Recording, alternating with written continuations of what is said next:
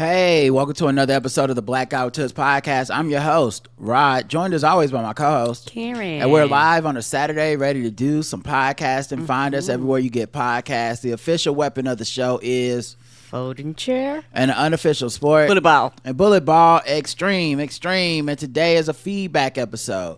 That means we're going to talk about the things that you felt like talking to us about. So whatever comments you left on our website, votes in the poll, voicemails, emails, comments on YouTube, this is where we get back at you to let you know, hey, we heard you, we saw what you said, and this is what we think about that. So it's pretty easy to do. Now, of course, we have to start the show always by shouting out the people that gave us money. They go to theblackguywhotips.com. On the right hand side, you can donate to the show. You don't get anything for donating but just a shout out. But we want to make sure that you're heard, that you appreciate it, and that you get that shout out. Yes. Because we know it's hard in this economy. All right? For real, though. So let's do that. May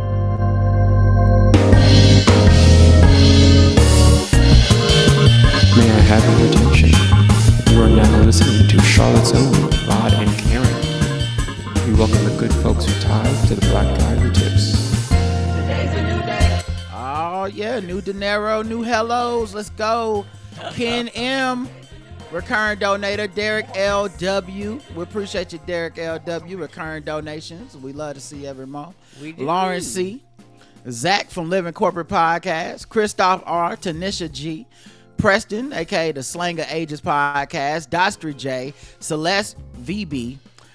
Mariano, Adam S, Joe H, Jason F, Tyrone M, and Dorothea S. That's everybody. Thank you, everybody. Took the time out to hook us up with a little something for us, a little walking around money.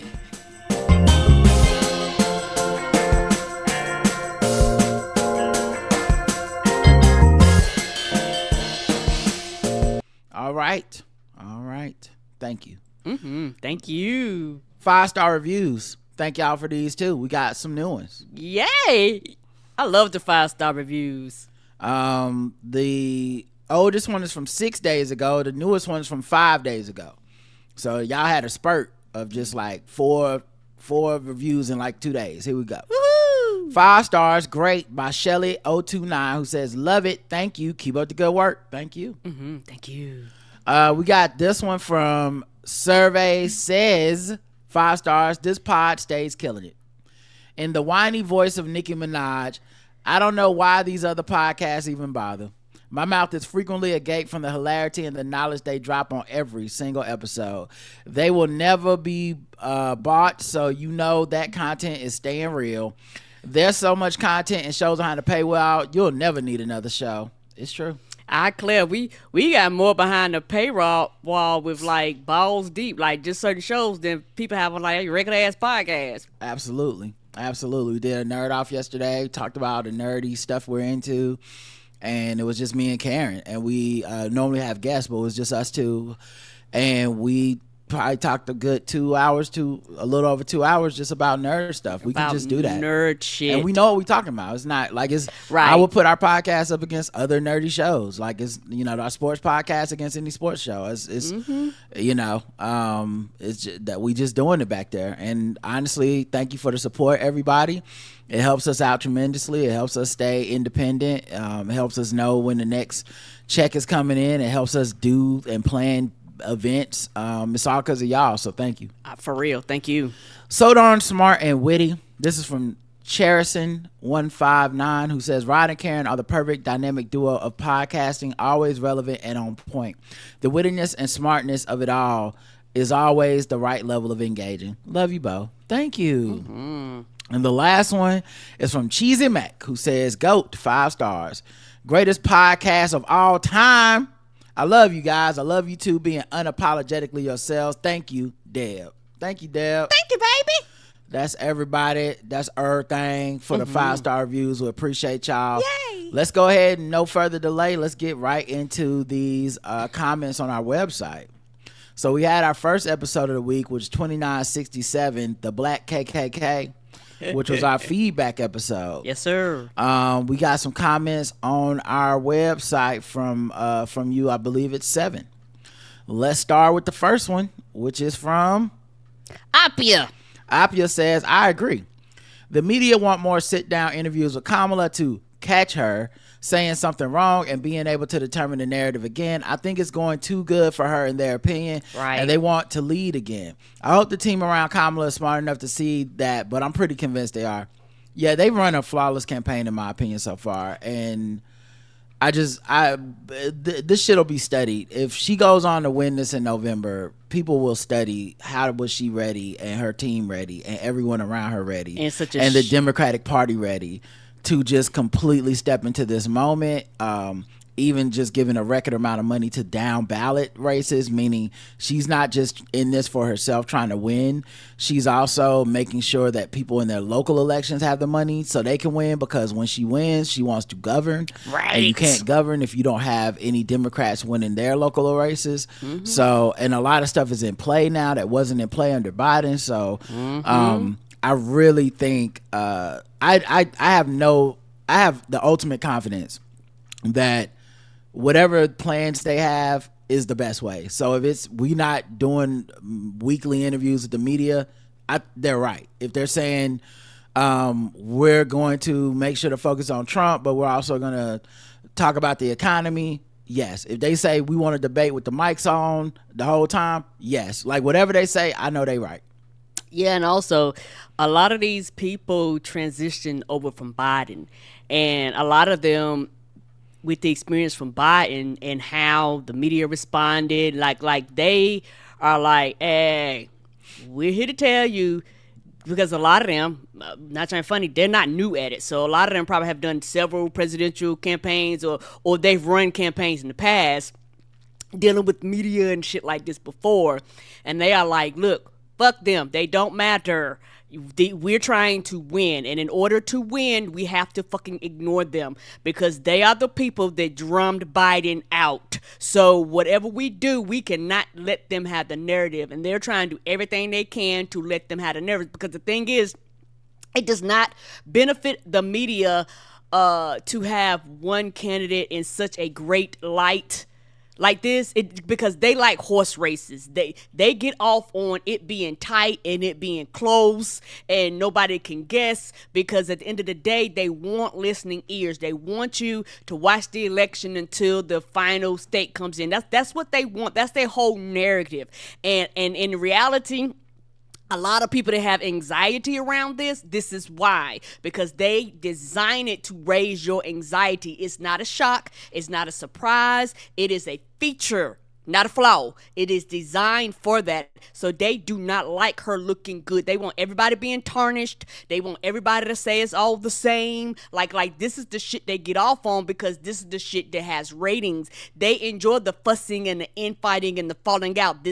And in my opinion too, this is why they want the fucking chaos when everybody was like, why don't they have an open thing for the Democratic? Fuck y'all. That's why they wanted it. They wanted it because they wanted to be there every day and covering a trauma and a job. They actually, a lot of them don't give a fuck about the populace, and they don't give a fuck about who runs this country. But who runs this country impacts them too. Because if Donald Trump runs this country, you won't be able to do your job.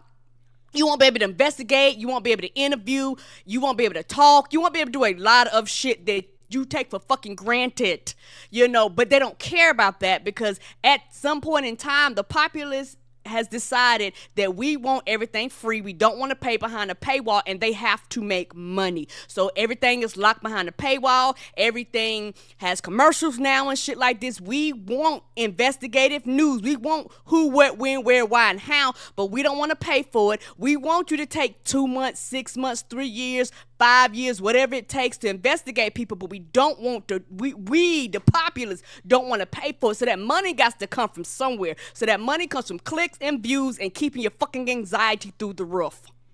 Yeah, I can't say that any better. That's the entire point. That's an excellent point.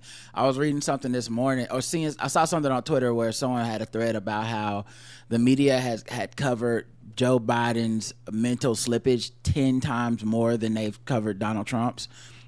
and of course Biden's no longer even in the race, and they're still unwilling to put on that tidal wave, that surge, that undeniable, like, you can't escape, that we are going to point out every single gaffe, every rambling message.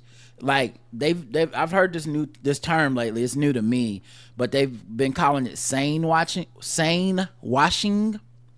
So sane washing is when you take Donald Trump's yammering, stumbling, incoherent, inaccurate lies and cover them as if he had a actual point. Okay. So they'll take like people have been publishing like his unedited statements and then showing you what like the New York Times wrote about the statement, and they'd be like, well, Donald Trump said he was going to lower the cost of child health care by raising tariffs and da da da.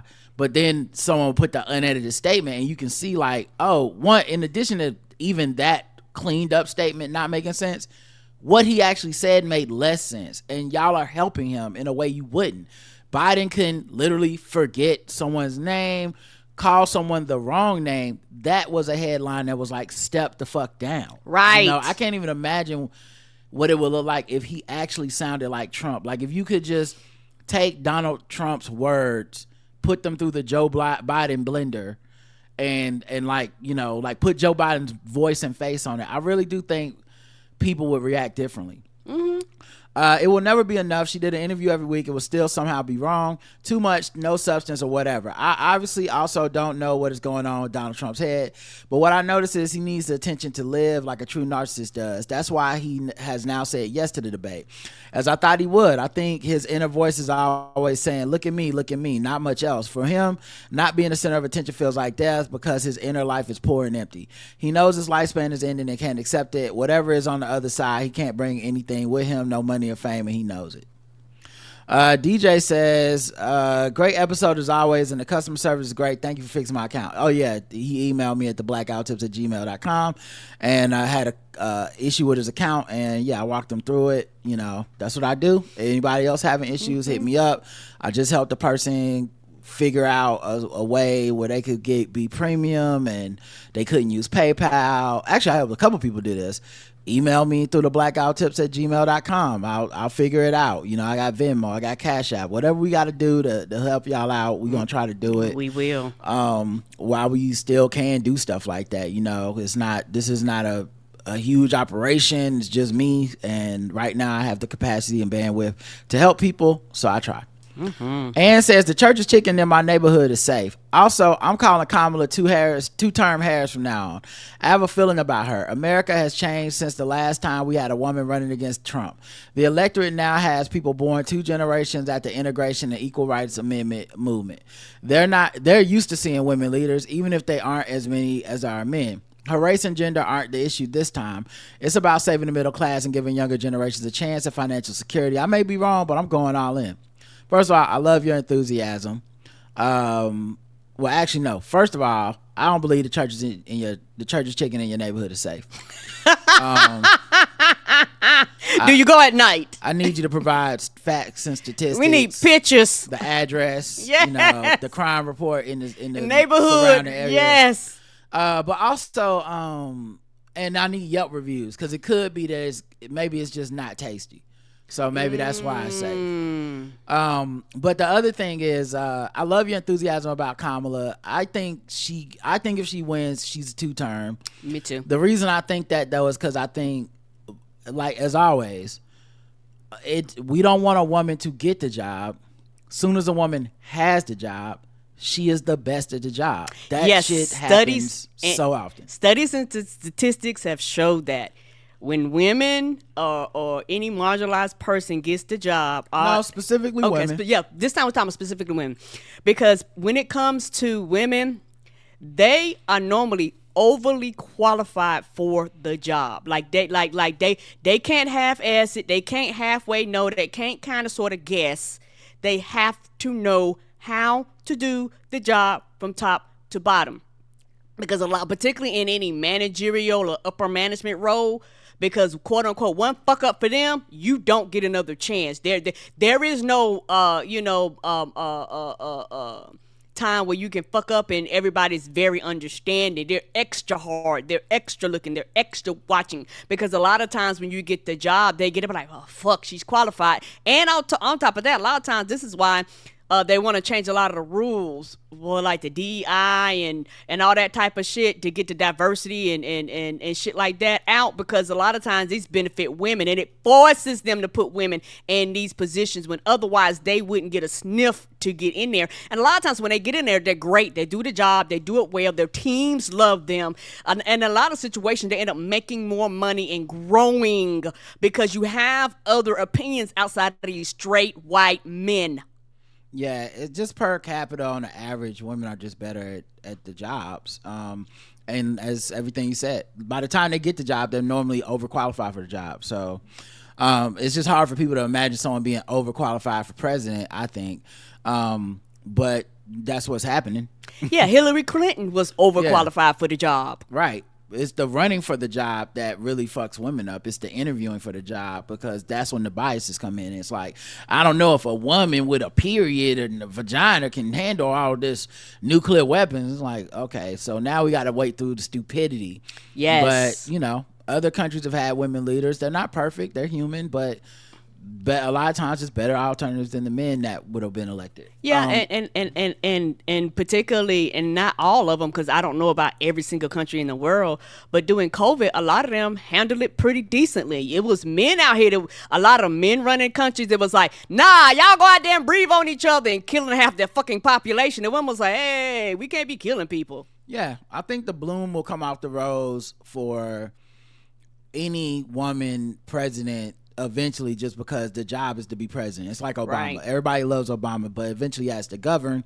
And once you start governing, everything can't be rose petals. Some shit is people aren't gonna like. So, right. But until then, at this time, I feel like she has the momentum, and I would love to see her win. Me too. Rona Raphael says, "Now I love that brother Rod. He's a great friend and a true brother. However, you're kind of right, but only if I get offered Saudi type of money. You feel me? Will I unglaze the streets for the scam stands? So watch out. If you are a Saudi prince, holla. I can help you spend y'all money on great causes." Back to the regular voice. Sean says, "Thank you, Rod, for going through all the feedback, but please don't say Karen's pronunciation of I think she would say caramel, but it's caramel. Of caramel is wrong. Did you think through the fact that I have to be the one to read this, and so I'm going to pronounce it the correct way? There are 6 pronunciations of caramel in the of caramel. I'm sorry, I forgot we're saying it like Karen in the U.S. and 2 version with 3-syllable divide is the most commonly studied divergence on the Eastern Gulf Coast. 2-syllable pronunciations are more common." Well, good for you. But I live here with my wife and we do this podcast, and sometimes we make little jokes. Do you really think I give a fuck which way it's pronounced? For real? I don't think he does. I really don't. Yeah, like pecan, yeah. Yeah, I don't really give a fuck. But that being said, thank you for trying to ruin my joke. I know that makes you Thank happy. you for standing up for me, Carmel. Yeah. So just she can continue to say it wrong, and you can continue to feel happy about it. It's not like she was gonna listen to me and say it the right way anyway. So I don't know why you even wrote this. I wouldn't. Also, Trump, even though he contradicts himself between the beginning and ending of the sentence, which could be as much as 3 minutes apart, he does have a consistent 3-pronged policy platform. Bigotry, I expect no less from the son of a man associated with the KKK and Nazis, but exemplified in Trump's paper bag test for citizenship policies, corruption, ineptitude, basically destroying the government. This is exemplified by his no taxes on tips policy, which came out just after Snyder versus U.S. that bribery is legal so long as it is called tipping, a decision where inept, corrupt Supremes ruled in favor of corruption and petty vengeance. Do you need an example for this one?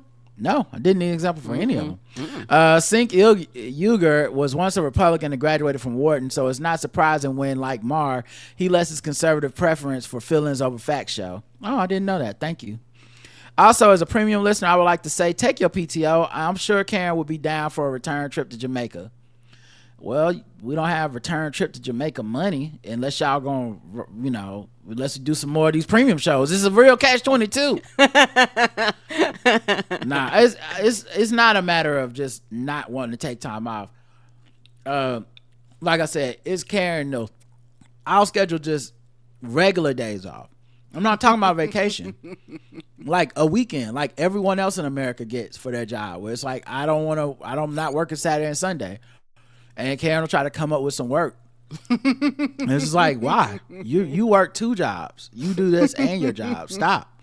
It's okay to just play video games or watch TV or whatever. And then eventually I'll be like, you know what? You're right. And I'll just go and play hours of Potion Permit or Coral Island or whatever the fuck for hours on end and be happy. But when people write up here and make it sound like pronouncing words wrong is right, as long as Karen does it emboldens her to make us work on days when we could have had a fucking days off. But it's because people are like, you're always right. You're always right. You've never had a bad thought. Everything is perfect. It is not. And it's because of that she's like, we should work like slaves. And so, I'm just saying, Sean, don't be part of the problem, be part of the solution.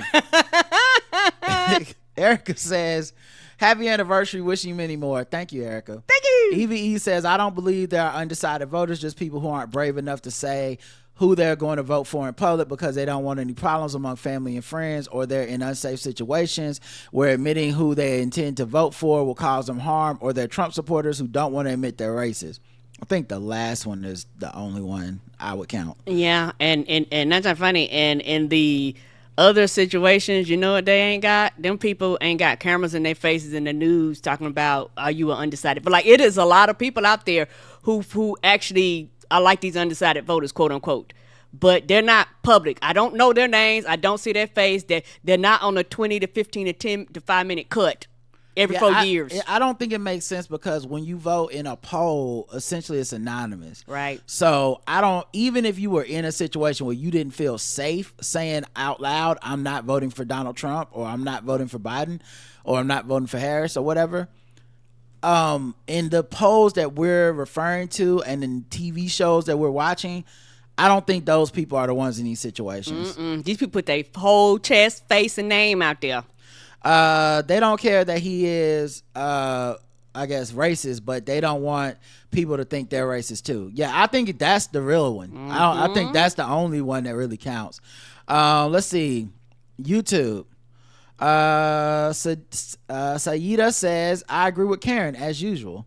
And laughing emoji. I don't know what about, but sure. Thank you, whatever I said. Busola says, hey, Rod and Karen, another great show. I always find the circus of American elections strange. The news talking to the undecided voters are either the dumbest people in the country, or this is the news media version of a reality show. The second part, yeah, because there's no such thing as an undecided voter. They're desperate for reality show drama and ratings. Yep. Yes. Josh says, Joe says, not coon out, LOL. And also Cam and Cannon will like going viral. Nick, especially if it's dumb stuff. I like both of them, but their take on children and parenting is dumb. Yeah, and I mean, honestly, it's neither one of their like professions. No one was looking for advice from them for that. You volunteered this information. So I can't get with the like they're being victimized for giving their opinion shit, because they don't have to. No, you don't. They literally Cam could have stuck to sports. Yeah, they literally volunteered these controversial takes, knowing they have a very unorthodox lifestyle. And right, I'm sorry, just because you're a rich man or you're famous or whatever, just because you're black, you're out here having these kids. And I'm so glad that I didn't play it on the show, but Cam's the mother of his first like 6 kids, put out a TikTok video about how he cheated on her, had a baby on her, and all the drama he put her through. And I said, right, so can we stop pretending that it's just people judging him because he has an unorthodox lifestyle? Right. No, he did somebody dirty, and now he's trying to tell us, hey man, I just want God to just bless me with these women. It just come on into my life. Like, nah, it's not some hippie new wave shit. He just kind of did somebody dirty, and it's okay for us as strangers who don't know these people to go, yeah, it seemed like he might have did that person dirty, and the stuff he's saying isn't advice people should live by. Right, and the thing is, you volunteered this advice. Nobody really was like, "Hey, Cam, tell us about your relationship." He was like, "This is my relationship." And so when you do that and you put it on the internet, it morphs into whatever the hell it morphs into. And it was designed to do it. That's why we didn't really Correct. spend any time on the show getting mad at him or mad about it. It was like, this is great content. Yes. He found a reality TV show doctor who can be the one to do his reality TV show therapy in front of all of us, and then he uploaded on the internet. They put those clips out. He named a clapback video about her, something very mean. It's just, it is who he is. Smart Dave says it doesn't take any effort to not vote. Voting, however, requires you to register, take time off work, and sometimes stand in a long ass line. So to me, it's not transforming apathy into intelligence, it's transforming laziness into intelligence. Apathy and laziness to me go hand in hand, and I think it's chicken or the egg, even though I agree with your point of view on this. What I think is also happening is that because a lot of our connections to each other became digital, think about how much stuff in the digital world promotes inaction, because a lot of times the thing that takes the least amount of action is just interacting with each other online. Right. Like, and everything else takes away from that. Yes, it does. So not to get too big and philosophical or whatever, but I kind of thought about this a lot, had this kind of epiphany. But a lot of the way people try to advise folks to handle conflict resolution by like always cutting people off, walking away, never examining anything, never talk to anybody, no conversations, right, in real life, not necessarily the internet. All right. But a lot of that stuff is a lot of that stuff when people do that, those are inactions. Like, don't talk to your family, don't go to the doctor, don't go to the gym, don't go outside, stay inside, it's scary out there, you're gonna get sick, you're gonna do this. And so that is the calling card of a lot of the internet. It's calling inaction action. I'm not saying these things are wrong or bad. In context, all of them can be good things. There's some people you need to cut off. There's some doctors who aren't good at being doctors. But never go to any doctors, kind of ridiculous. Don't exercise, don't go out, don't socialize. There's a lot more to it than that, is what I'm saying. And so I worry about, or I don't say I worry about, I think that is a trend I've noticed, and voting is no different. Agreed. And the thing about the inaction, they're so used to not doing shit that when somebody comes along, it was like, hey, y'all a bunch of motherfuckers not doing shit. They act like you're the problem for putting out the call to actually do something other than nothing. Well, also, because of the code of the internet and social media, there's a lot of hero complex. There's a lot of greater than. There's a lot of higher than. I'm a better, more person than you. And so it can't just be enough for you to say, in your mind, not to Twitter, not to anyone else, it can't be enough for you to be like, I'm not voting. No. You gotta scream it from the rooftops. But it's not enough to scream it from the rooftops. You then have to say, I am the hero here. So those of you who will vote are the bad guys. You are less than me. You are not as high as moral character as me. I will demonize you. And because I'm the hero, any clapback at me makes you the villain. And at that point, I become not the strong person. I become the weak victim that you are victimizing by pointing out that my solution is not really a solution. That my ineptitude, my inaction, my apathy, my laziness, whatever, when you turn it back on me and point that mirror at me and say, hey, you're actually the one who's going to fuck this up, I will now point back at you and go, why are you bullying me? You are a bad person. And I think we see that cycle over and over with a lot of stuff. But just on a level of like stepping out and stepping back 1,000 feet and looking at it over the last 10 years, I've just noticed that is social media for a large part. It's why, not buying Starbucks becomes this like superheroic thing, when I don't know how to tell y'all this. Not buying Starbucks doesn't mean shit. I don't buy more Starbucks. I don't go to Starbucks in general. It's never been a boycott or not. Right. It's just, if I wanted to make a political statement, up or down on Starbucks is not the one that I think is going to affect change. What will affect change is probably my vote. That will affect policy, but that won't make me a higher moral person than everybody. So I just had to fall in line with everyone else. I can't stand out. I can't go on my TikTok. I can't do whatever. The reason that stuff is starting to kind of fade away right now, though, is because Donald Trump is an existential threat to the world, and people are just done playing. So in the past, when that kind of peer pressure happened online, there was a lot of people that thought exactly what I'm telling you, exactly what we've said on our podcast for years and years, who thought the same thing as us, but they dare not voice it. Right. Because they were scared of dealing with the fallout and the peer pressure from social media. And I just think people right now are like, I'm more scared of Trump than y'all being mad at me. And so now you're seeing people kind of stick their heads out and say, take your ass to the polls or shut the fuck up. Agreed. And honestly, if people would have been, in my personal opinion, if people would have been like this before Trump would have never won, we'd have had Hillary Clinton. Mm-hmm. In my opinion, if white women wouldn't have been scared, if people wouldn't have, quietly cheered, pantsuit nation and all that other bullshit, if people would be like, no, bitch, it's our turn to shine, cause that was white women's time to floss on everybody, and they fell short, and so now it's so terrible that they was like, okay, it's another woman up here. We will not let this woman fail. That's why you have a lot of these groups, like you say, who have nothing in common, can't agree on a motherfucking thing, but what they can agree on is not goddamn Trump.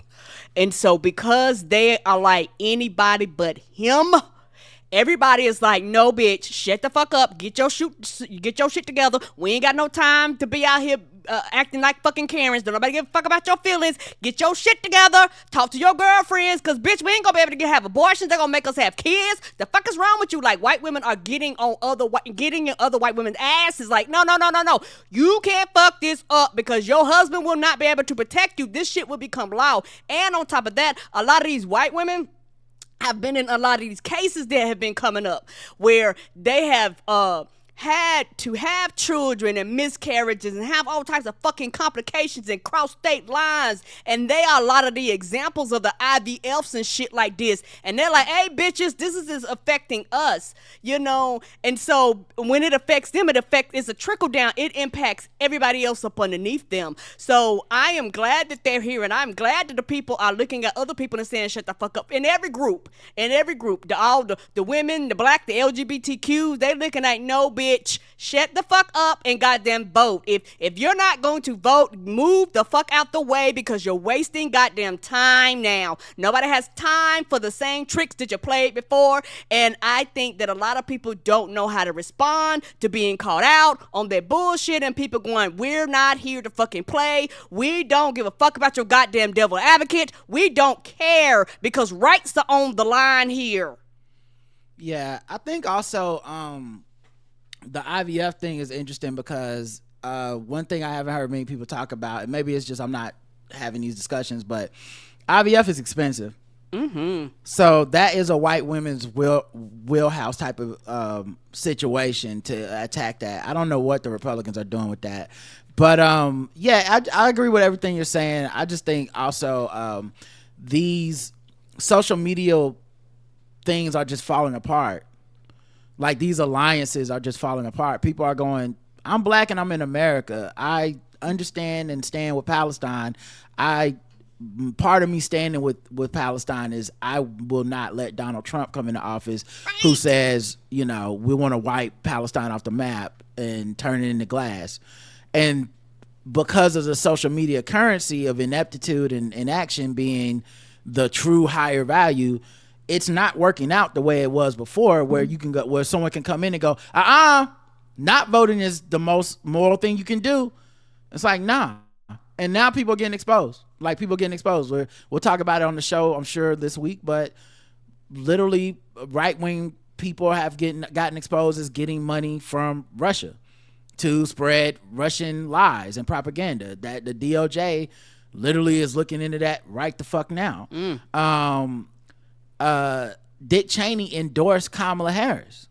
And if you listen to his endorsement, it's not really an endorsement of Kamala as much as it is we cannot have Trump. This is what Michelle was talking about. When Michelle Obama got up there and said, ain't no time for the nitpicking, the so-and-so ain't perfect, we don't have time for that shit.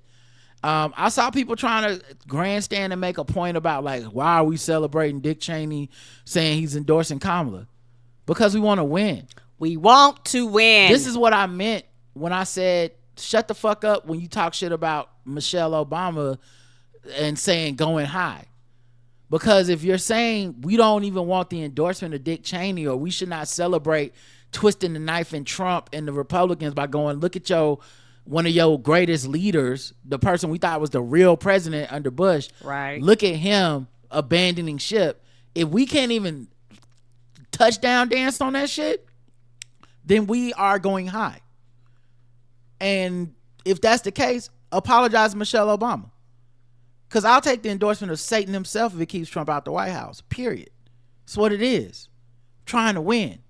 Win, win, win, win. That's all that matters. That's all that matters. All right. Back to this. Sean says, wait, did you say this feedback show was an hour and 27 days? Your interesting commentary made it fly by. I probably misspoke. C. Nathan says, anything that hurts black men, women, and children, I cannot stand it. How does what Cam and Nick do help us? It doesn't. I feel you. JV City 4 says heart emoji. Yeah, that's the other thing too, that with Nick more than Cam, trying to position yourself as like black leader, black thinker is just, when your life's not congruent with the things you promote, people are gonna notice and say something, and it's not our fault. Particularly when it's all public, yes. Yeah. The poll, do you believe there are really undecided voters for the presidential election? Yes or no? I do not. 14% still said yes. 86% said no. I'm in the no. I don't know how anyone could be truly undecided. No, I don't believe nobody is truly undecided. You know what your stances are. You know what you're for.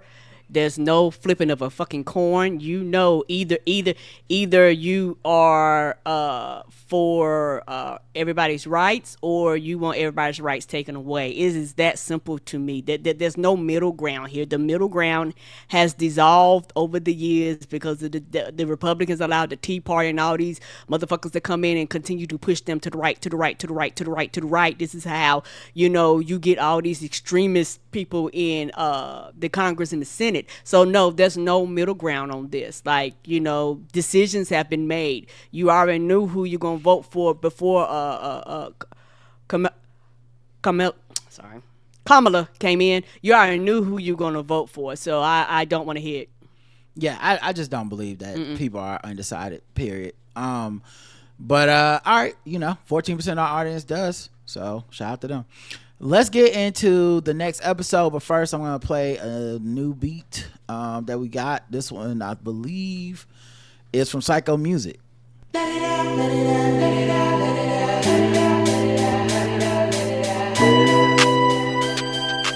Psycho Music.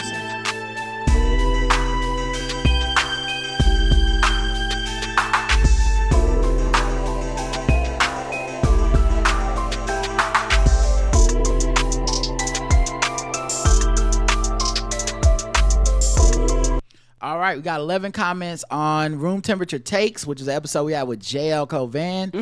A rare mini comment reply episode to us having a guest. Yes, right. No, we have a guest. We normally getting close to no normally comments. Y'all don't have shit to say when we have a guest. Right. Dostak says, Karen, you was fucking spitting talking about how folks' demands for everything to be free led us to a point where we're learning the hard way that what that cheapness actually begets, and it fucking sucks. Yes. Y'all was especially on point about how people's entitlement to free media led to the hellhole we're in now when it comes to journalistic standards and all the free misinformation we got millions literally rocking up and down the timeline. As someone that read the New York Times almost every day between 2000 and 2009, I get depressed realizing that Fox News back then set the information standards of today. Do y'all gotta drop a Randolph Terrence saying whiteness with that Fonte inflection? Because that's how this feels to me. I love hearing JL Covan talk about comedy because I kind of like hearing advanced analytics folks talk about football. Oh, it's kind of like that. Okay, yeah. If someone viewing a medium through a complicated sounding yet common sense standards, beyond listening to Righteous Prick of past and rain on your parade of today, I knew comedy was in trouble when I saw folks who were funny on Twitter get comedy specials on Netflix.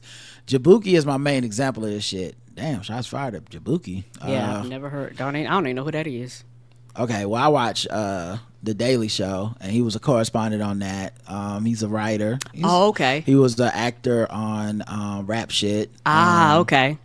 Yeah, so I have less of a problem with the unorthodox entry into the game. I mean, hello, it's me. How the fuck could I? Being funny on Twitter got me a TV writing job. So I can't shit on that shit too much, to be honest, because even though I had to make it through some gatekeepers and all this stuff, I wouldn't have never, in another world, I would have never got the chance. Yeah. And I did that shit, and I was good at that shit, and better than a lot of people at that shit. So I don't even want to, take it too far. But I do know what you're saying, and I understand what JL is saying, because there was a path back in the day when JL first started stand up, and he was on it. It was you do your stand up for a while, hopefully you get like a late night show thing.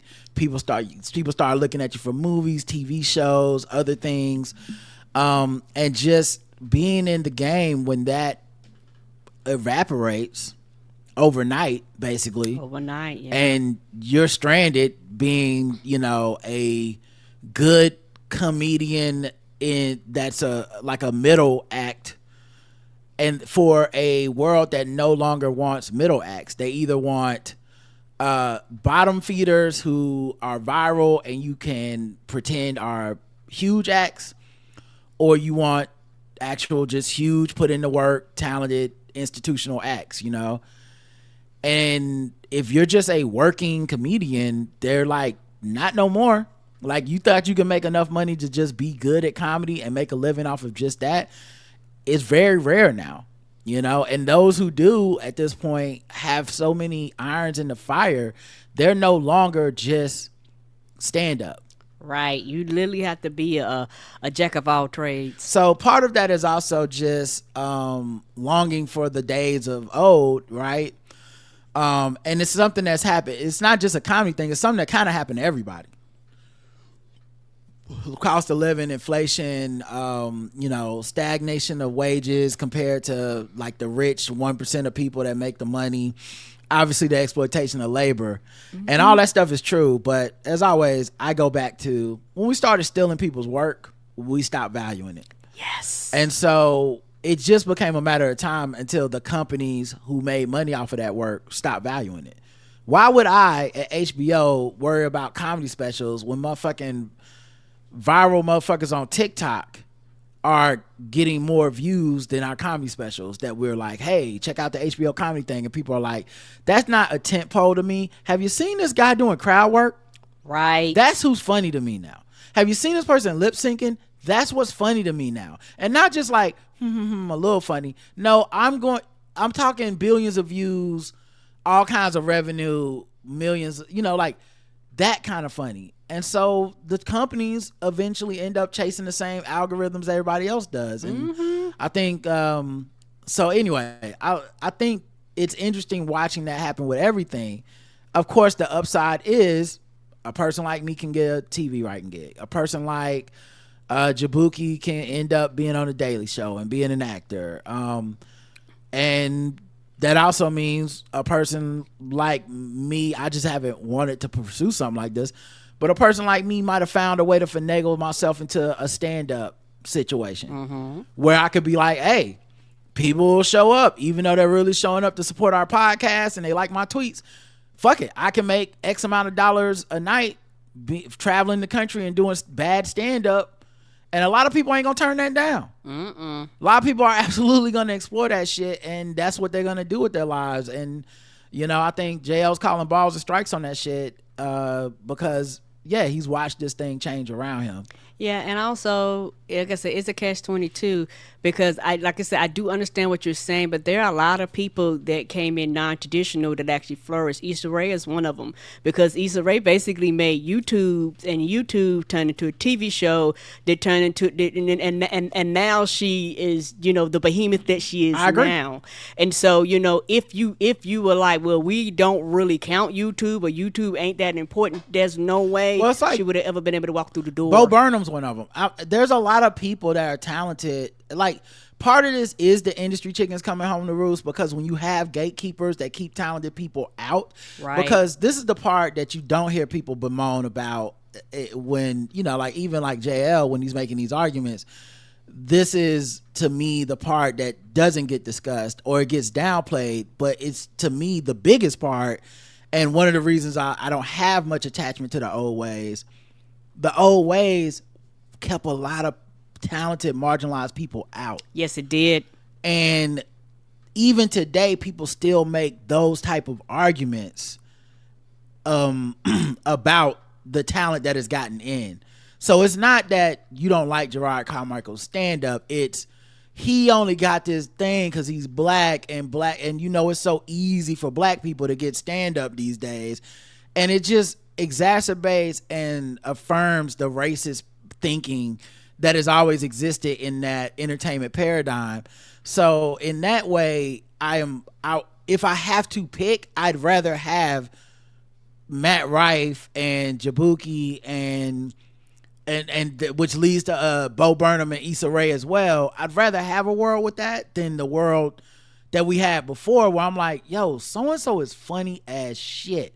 Everyone loves Earthquake.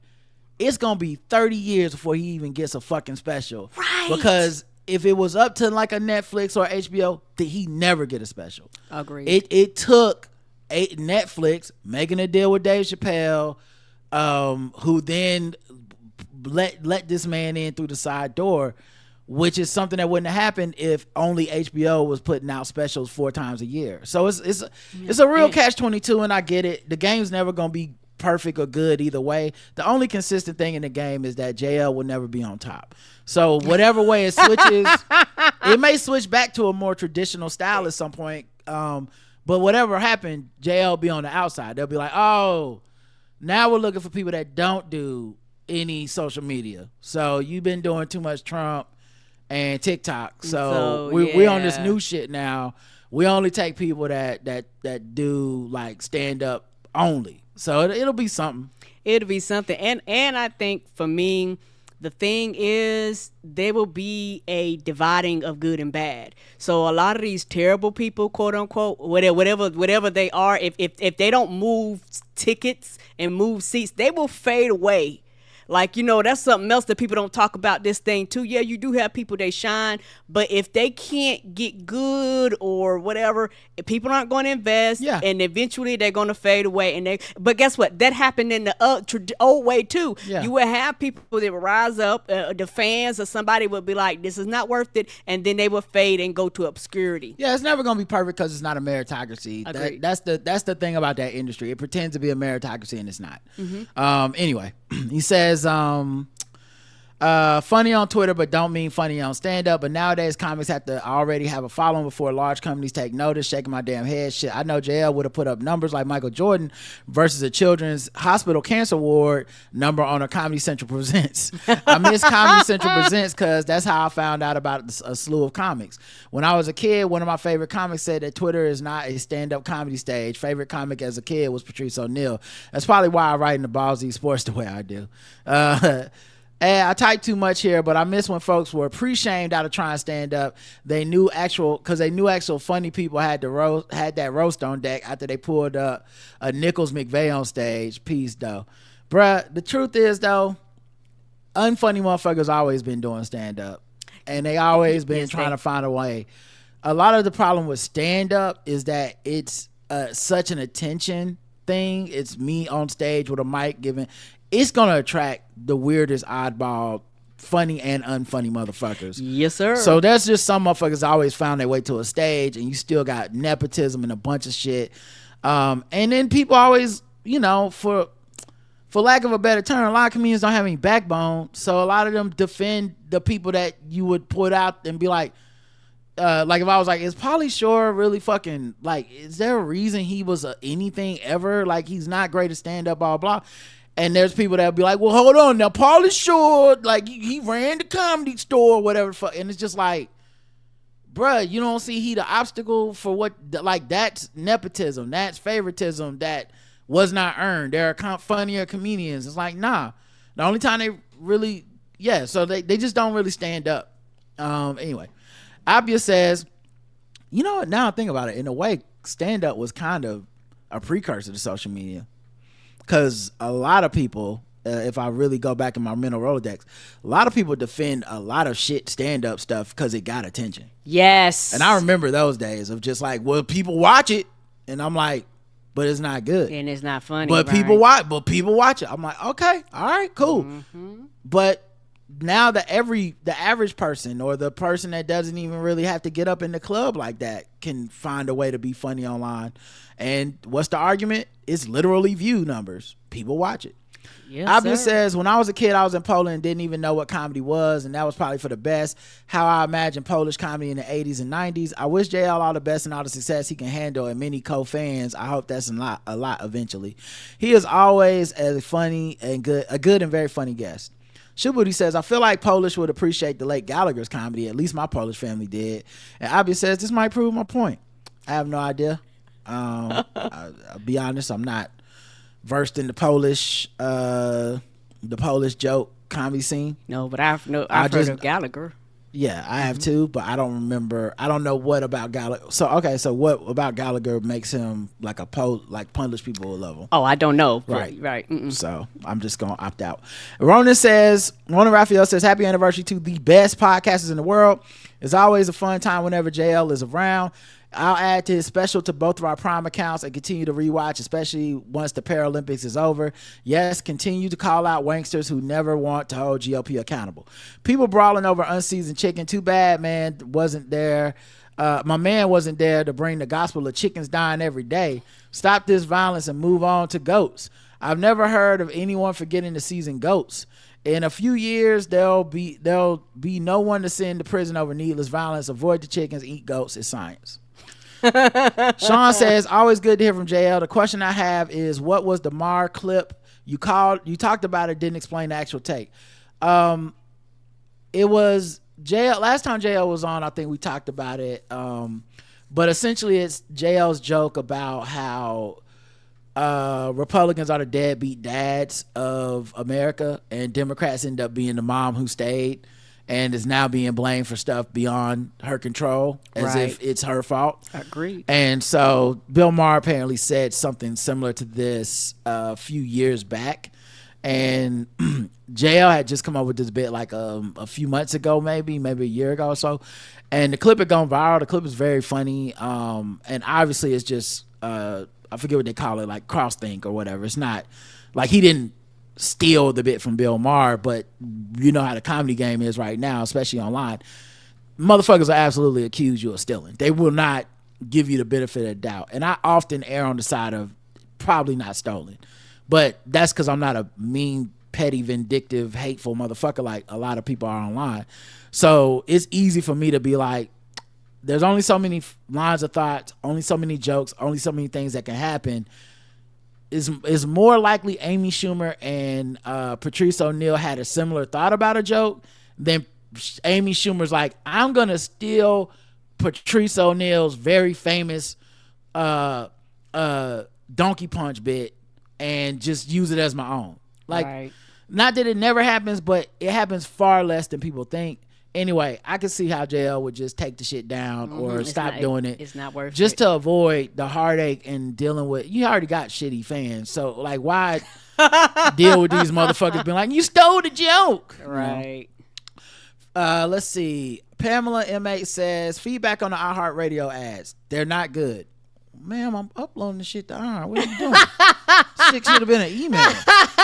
The fuck? I don't think we get to decide. Not the ads or the length of the ads, but they just seem like they put them any fucking place they feel like. It didn't seem to be an issue when you first moved to the platform, but it's definitely an issue to me now. In this episode, you started Guess the Race segment. You said 2 words, and that's where they decided to put the ads. You put in music for ad breaks, but the ads don't appear anywhere near your music breaks, either before or after, just someplace that's abrupt. Anyway, love your show. Continue to flourish, get paid. Sean says, so it's not just me. For me, they tend to be around 30-ish off from the intended slots. 30-ish seconds off? 30 seconds is off. Okay. I wonder if that means when I put the break, it's moving. It's not exactly what a break says it is. All right, you probably have to. Yeah. You know what? I'm gonna be honest on this one. It'll be all right. Like, I don't mind if the ads are kind of catching y'all off guard, because that's the only way to get people to listen. I feel like when I tell y'all the ad is coming after the break, maybe some of y'all skip it. But also, their interface is just a lot harder to get the ad right in the perfect spot. Maybe that's some feedback I can provide to them. But I know on the Spotify joint, like, it's easier to see exactly where I'm going to place my ad and stop it and mark it there. With this joint, it's a little bit harder to get the cursor to stop exactly where the joke, where it needs to go. Because when you hit, this is such behind the scenes, but when I hit play on the audio so I can double check, like, this is where the ad should go, it can take this shit sometimes a minute or two to play again, which is crazy. Like, just so I can hear it. And keep in mind, once it plays, I have to go, okay, boom, stop there. That's where the ad goes. If I want to double check it again, I gotta hit play again. I gotta wait 2, 3, 4, 5 more minutes. So it's not a good interface. It's clunky. And maybe that's why the ads aren't being, like, perfectly placed. Right. At this point, I have to kind of go in there, see where the music is around about, and put it close to where the music was. But I can't get down to the second like I was before on the other app, where it was just like, boom, unless it's going to take me 5 hours to put a show up, and I can't allow that to happen. Don't nobody want that. Yeah, so that's probably what's happening. I just didn't know it was impacting the show like that. Yeah, it was like that. And it probably depend on what platform you listen to. Yeah. I normally listen to on Spotify. Is you're gonna get a commercial at the beginning. They and do you're that. going to get a commercial at the end. They do that. That's the default. So okay. I can't even change that. Right. So I have a meeting coming up with them to talk about these things. So we'll see how it works out, guys. No problem. Shoe Booty says, JL's Trump impersonation is so spot on, it's scary. It really is. It's still the best one. It's been years. It's not close.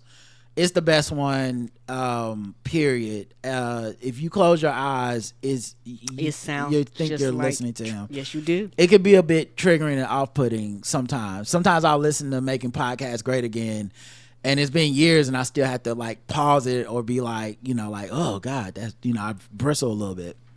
Mature Young Lady says, I truly believe the Chick-fil-A worker was not trying to be racist. Have you noticed these kids can't spell worth a damn? They stopped doing weekly spelling tests. He had no idea how to spell Marquise. My name is Erica, and I've been seeing all kinds of spelling. That's a good point, Erica. EVE says, I think what's happening to music in the early 2000s happened in the anime. So many people go on pirate sites and expect to watch everything for free, but then complain about low quality and viruses. And that's worse. What's worse, they complain that when their favorite anime only gets one season because so many people pirate them, there's no metrics to measure how many people are watching. So studios don't think they're popular, so they don't make second seasons. It's so frustrating. People are so entitled. You get what you pay for. Right, you get what you pay for. We got 2 comments on YouTube for this episode. I think this is Iniqual 64 says, Karen, I agree with your points about how people feel about art. This might be long, so no need to read it aloud if y'all don't got the time to. Art is a skill. Art is also labor, something that this country has had difficult relationship with since day one. We do not like to pay for labor, but there's maybe a different topic. People take the end product for granted, whether they be a comedy routine, a painting, or a song.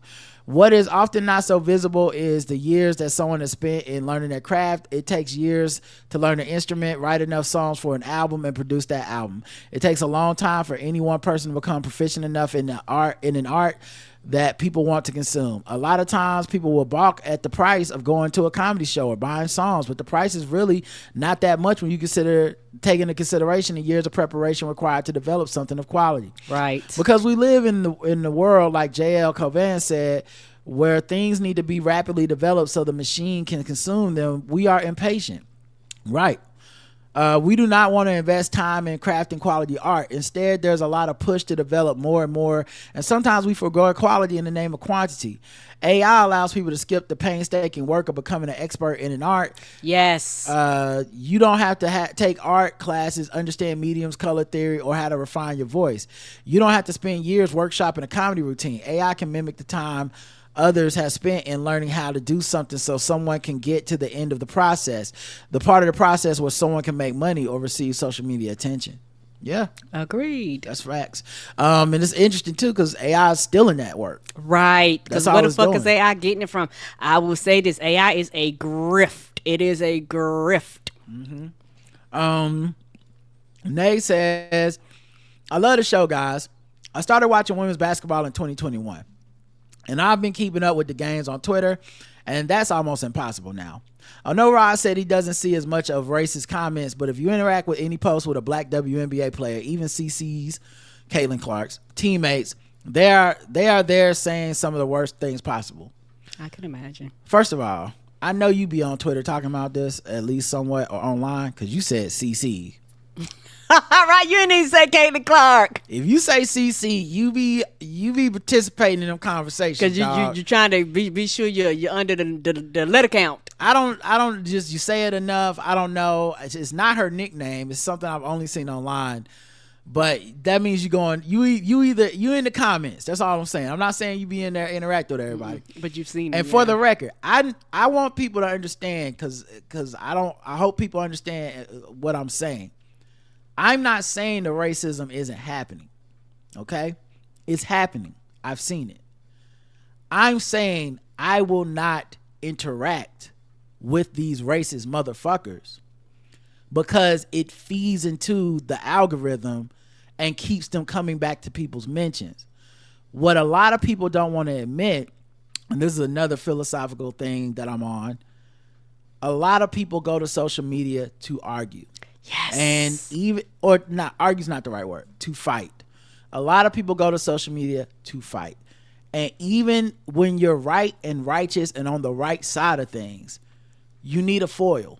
You need someone to fight against. And in this case, this Caitlin Clark shit has become a great tennis wall. Like when you play tennis against the wall will always return that serve 100% of the time, more than a person will ever be able to. Yeah. It'll return the serve until you stop serving it. And that is what Twitter has become for the race war WNBA content. If I wanted to go and fight people about Caitlin Clark or Angel Reese right now, I'm one fucking click away. I just need to go to Twitter, say anything, even mildly controversial or mildly declarative, and there's a bunch of fucking bots and other human beings who are either racist or whatever who can't wait to take me up on it. Period. It is what it is. And everyone's kind of lost in the sauce of going back and forth. So I don't participate because for me, I have always enjoyed watching the sport for the sport. So it's the conversation. I'm even when you listen to a sports show, I'm not very much a sports conversation guy. I'm not a debate guy about, who's the real leader of the team. Is it LeBron or Anthony Davis? I don't get into that. But a lot of people do get into that. They get mad at Stephen A and them, but then they imitate Stephen A and them almost immediately. Even if they're just on the other side of the opinion than Stephen A. Well, you're still just wanting to argue, right? So all that to say, I have my filters on social media so hard. I can't see anybody who doesn't have a confirmed email address. I can't see anybody who doesn't have a picture for their fucking avatar. I mute people constantly. So I don't even bother going back and forth with races. Blocked, mute. So this is not me saying these things aren't happening, and I hope no one thought that that's what I was saying when I said I don't see it. I mean, I have gone out my way to make sure I don't see it because it's not enjoyable to me. And I don't my dick doesn't get hard banging on racists all day. For what? Who the fuck is? Everyone should be against racists. Right. You should get no extra credit because you told Outkick Sports that they were being racist against Angel Reese. There's no extra credit for that. You're just helping the platform. They want you to. They are making a sustainable living off of our rage, and I don't know how long we have to be on the internet before people can see that.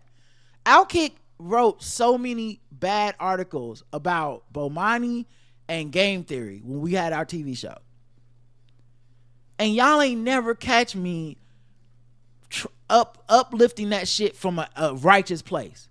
The only time I ever drew attention to it was when I would be like, hey, look, maybe this shit will get people to watch the show. You know, like sometimes you just let them do the work for us. If they racist watching, fine. I'll take the ratings, right? But in general, like, I can't take that stuff seriously. So all that to say, and then the last thing, and I'll move on from it. I'm not sure how many of those people are real. Right. And it said something to me when I realized, talking to my friends, these are not strangers. These are people I love and respect with all my heart. And they would go online sometimes and they would say certain things on social media. And they get into this fray, this back and forth over these hot topics with people. And they come to the group chat or the text and they be like, hey man, people really think such and such. And I'm like, what happened? And I go to their Twitter and I look at it. And the people replying to them, in addition to not seeming like they were all 100% human beings. Like, some of them literally felt like bots. Like, someone programmed a bot in Russia to be like, every time this topic comes up, say this to this person. If you go to their timeline, you can just look through and go, this doesn't seem like a real person.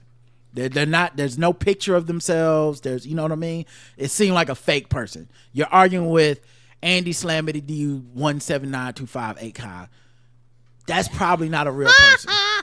That's not a real. So I have to stop and go, okay, did you not realize they were a real person?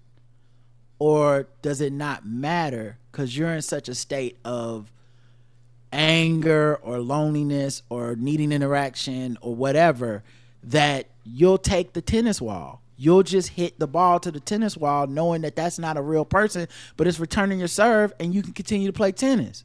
Because it's better than no one paying attention to your takes. It's better than no one interacting. It's better than feeling like no one cares. I know I've said stuff on social media I thought was so funny or so hilarious or so poignant, and nobody liked it and nobody retweeted it and nobody replied, and it's like, all right. But I had to stop and fight the impulse to be like, well, let me go talk about Caitlin Clark versus Angel Reese. At least somebody will be saying something to me. Nah, I'd rather no one say anything to me. So I think that part where it's bots and people don't care, that's bad. And then the other part is, let's say it's not a bot. Let's say it's a real person arguing with you and they racist. Why would you dignify them with a response? Because I hold those people in contempt. They are not worthy of my thoughtful interaction because they're not even coming at it from a good faith place. It would be one thing if they were having a good faith conversation, they just happen to be mistaken. These are not high quality interactions. This is the lowest fucking common, this is the lowest bar.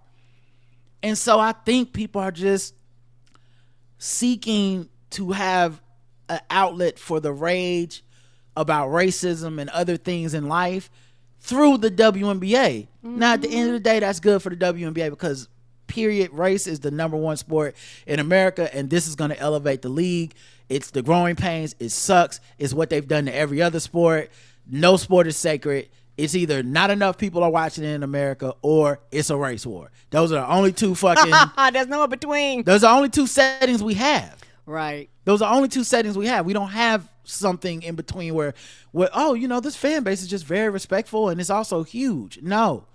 You bring in America, you bring in the stupids. So we dealing with the stupids right now. But back to this. CeCe's talent is undeniable. While some people were being ridiculous by doubting her, I'm not going to both sides her racist, homophobic fans and people defending Angel. I don't think anyone's going to both sides it. I don't think at least not on our podcast. So I hope you're not implying that that's what was happening, because I did not and will not say that that is the same. I actually understand people feeling like they need to defend a young black woman out of a level of protection, even if I have some misgivings about the way that that will probably turn out. I'm not saying, hey man, people that say Angel Reese is a great talent are the same people as folks calling people the N-word for Caitlin Clark. I don't even think the people saying that are really Caitlin Clark fans. I think they're just fucking racist. Yes. So like, I hope you're not implying that, because I would never do that, and I don't think it's a both sides issue. The only part of it that's both sides is there's a lot of people being disingenuous about even liking the WNBA or women's basketball, or if we want to get down to brass tacks, Angel Reese. There are people who are just race warriors on the other side, and this is a new playground to be in the race war. And I worry about those kind of people support, because those kind of people are finicky as fuck, and they turn on the object of their attention easily. I've seen it happen so many times. Because it was never sincere, right? Where it's like, I thought you were a Lizzo fan. What the fuck just happened? Now y'all are demagoguing her. Now y'all are harassing her. You know, she said one thing you didn't like, or one thing changed or whatever, and now you're all up in her shit, you know, that kind of thing. So I'm always wary of that, because I've seen it fold on the people that people claim to support so many times at this point, especially young black women who are hyper online like Angel is. I worry about that day coming, because it seems like it always comes. Yes, it does. It don't matter how. It could be Beyonce. Motherfuckers will be like, she ain't nothing but a sellout billionaire. And it's like, weren't you just saying how she make you feel seen, and she's doing it the right way, and she's helping all these other black people, and then today she ain't shit.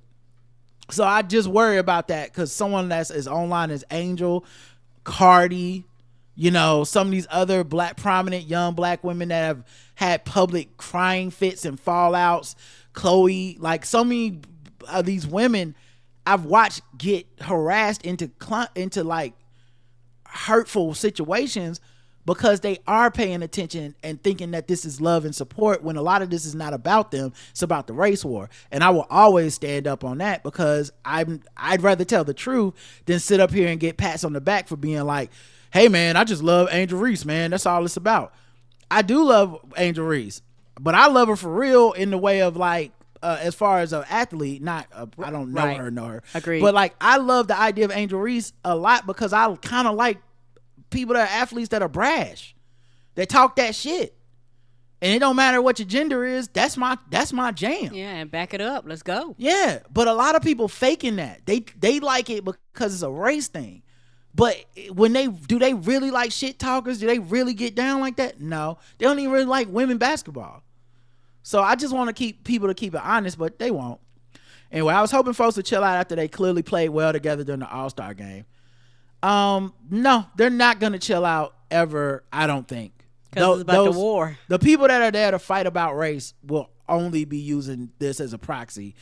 And I'm not sure what it would take. I don't know. Maybe just enough time for people to realize they actually don't like women's basketball and go back to some other shit, maybe. Whatever the hell they were doing before. Yeah, as long as Caitlin is good and has the kind of game she has, and as long as Angel is a superstar off the court, especially, this shit is going to be here. This is the new normal for the WNBA, and the league is feeding into it. So I just don't think that shit is changing. But I feel you, though. I feel you. If you just like basketball, it sucks. Mm-hmm. And I just like basketball, so it sucks. Which is why I don't fucking talk about it online. Mm-hmm. The poll was the Chick-fil-A worker being racist on purpose, yes or no? No. 33% people say yes, 67% say no. Interesting. That's an interesting one. All right, let's go to the next one. 2969, the fabric of our community, got 6 comments. Let's see. Appia Shoe Booty says introvert husbands need an extrovert wife. Who else is gonna stand up for his rights when he gets the wrong order by accident? Appia says I have to agree. Not that I have any experience here or something. Yeah. Well, you know what? The other day I got the wrong Coke at the taco place, and I told them, and they gave me a Diet Coke. So what do you know? Come on through. Being all bold and shit. I did ask Karen first though. Rona Raphael says, I didn't know all the drama about Lee Daniels' deliverance. It's the deliverance. I love that black people took the off. Yes, we will. When I left my comment on the pregame, goddamn. However, I do know an Alberta, and she may be dead. Grand or great aunt, I should sue on her behalf. I'm hurt emotionally and soundly. My poor sweet aunt Alberta, I'm gonna avenge you. Now that blackface fella, aka N-Man, gonna be added to my lawsuit too. A handsome donation from Lee Daniels and the N-Man to my charity will be a good start to my healing. Play MJ Heal the World. Well, MJ will probably sue us as people. Ramsey D. Jenkins says, oh, sorry.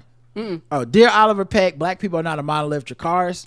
Hustle No Flow says, did you all see the update that the Ice Cube videos from 4 years ago? Yeah, a few people told us that. I do remember the video from 4 years ago. I guess people just so activated right now that when he pulled up, like, so the article I was covering is from this week.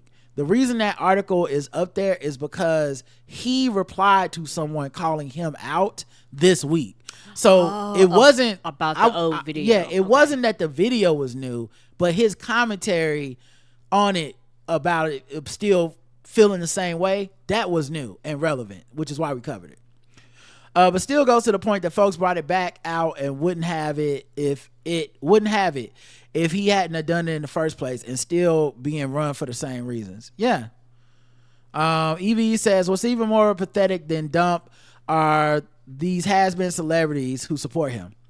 I'd be embarrassed if I was Kid Rock and Ted Nugent, because they're musicians, but Dump doesn't want to use their shitty music. If they were such great people as Dump claims, why won't he play their music instead of stealing from artists like Isaac Hayes and Beyonce?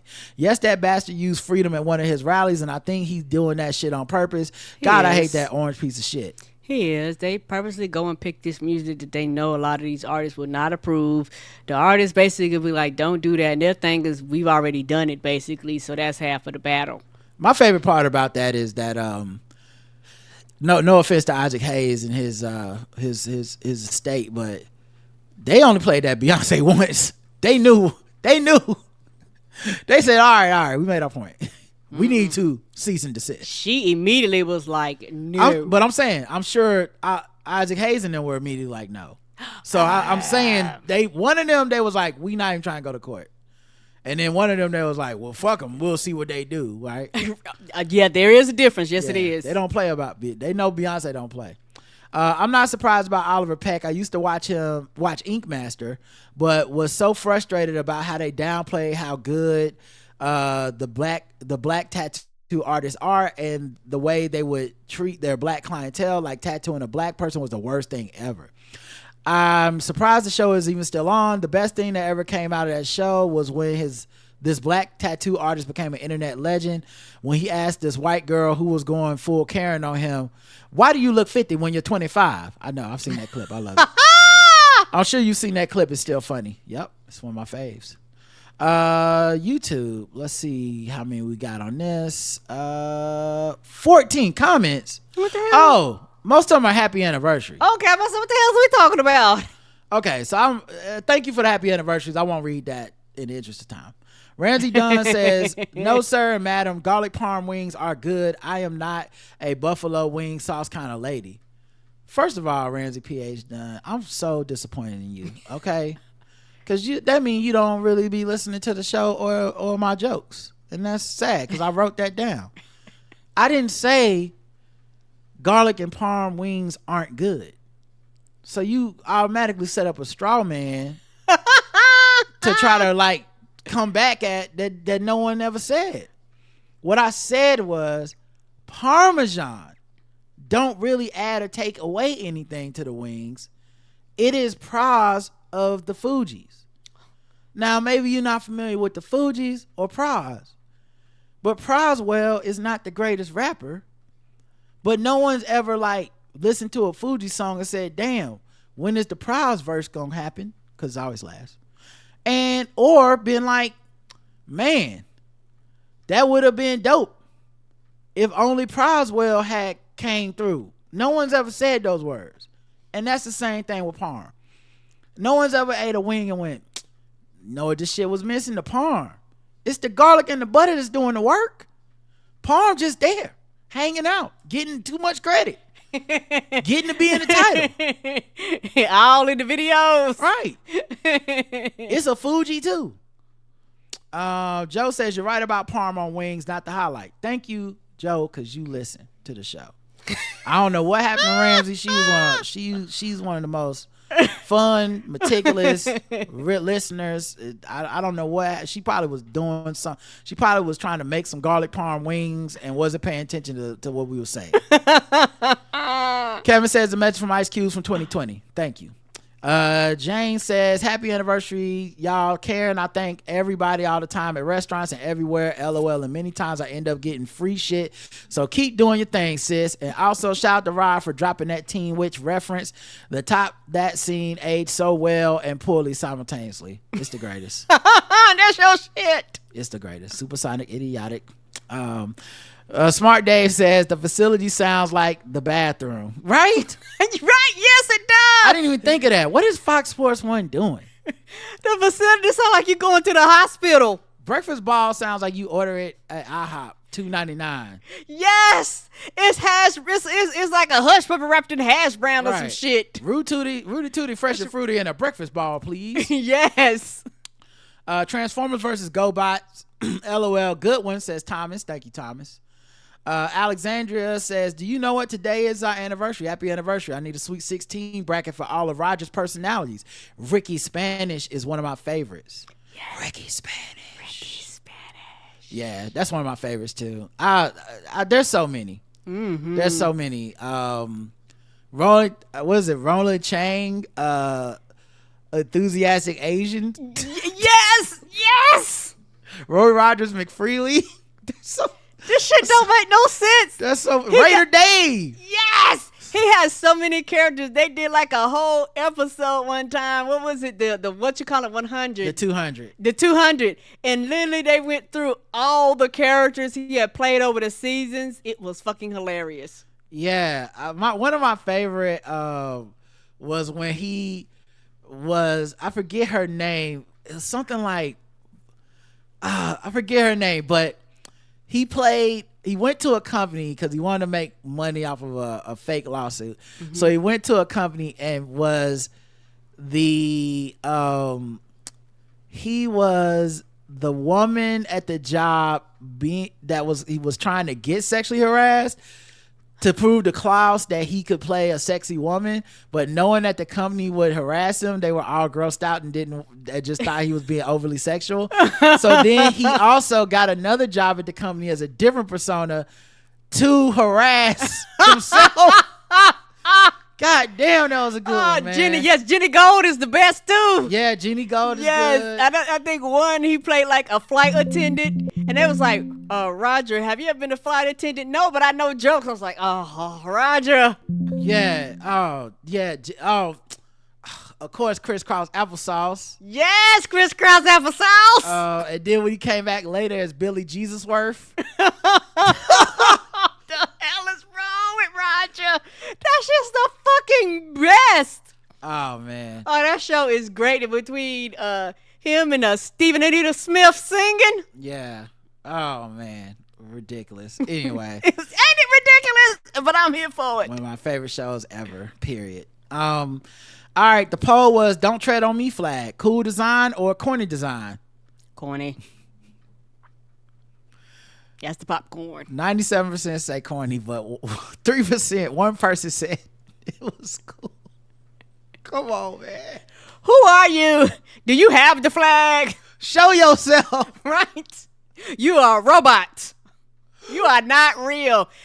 K357 dollar sign. Right. Just try to be different. You just had to be different. Well, congratulations. You got us to laugh. So maybe that's what you're trying to do. Ain't no way.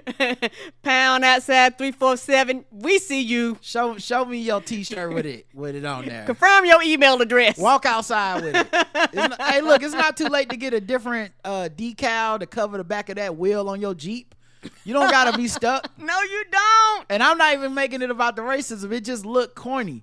I don't think the Blue Lives Matter sign looked corny. It looked cool as shit. I just will never rock one. That thin blue line, black flag, that shit hard as fuck. But you won't catch me rocking it. Mm-hmm. I know what it means. But when I see that design, I'm like, that's not bad. Especially when they put it in a Punisher logo. I still never forget when James Harden accidentally wore that shit because he thought it looked cool. He didn't know what it meant. Right. But it was my fave because it was a mask and it was during the pandemic and he showed up to the NBA playoff bubble wearing that mask. Yeah, because that's kind of when it first came out. Everybody was like, this nigga done went MAGA. I didn't know he was conservative. And he was like, no, I just thought it was a cool design. But it went for a few hours before he was able to answer in press conference what happened. Right. But during those hours, I was like, man, I would have loved if he would have been like, oh no, I wore it on purpose. And they were like, what? Like, cause you support conservatives? Like, no. Cause I'm gonna kill these niggas like the police. We in this bubble. Oh, no. I'm not trapped in here with y'all. Y'all trapped in here with me. I'm the MVP. I would have died, man. God. The internet would have imploded. He had a chance to do the funniest shit of all time. And he did not do it. But damn, that would have been amazing. This is why you don't run shit. Because that's terrible PR. And the PR person would have to clean that shit up. No. Oh, no. It's a horrible idea. Yes. It was also during the time. Right, it was right before I want to say Philando Castile got killed by the cops. So it literally would have been like 2 weeks before those comments would have ended his career. But that day, they would have caught me on one. I would have deadpan said that shit. Anyway, that's why I'm not in charge. All right, let's get right. That's why you are not in charge. We're gonna take another break, and maybe the commercial pop up now. Maybe won't. During the middle. Maybe at the end. We don't know when you're going to get this. Whenever you don't skip is when it's going to pop up. Right. It's going to catch you. It's going to catch you. It's going to make you play the whole thing.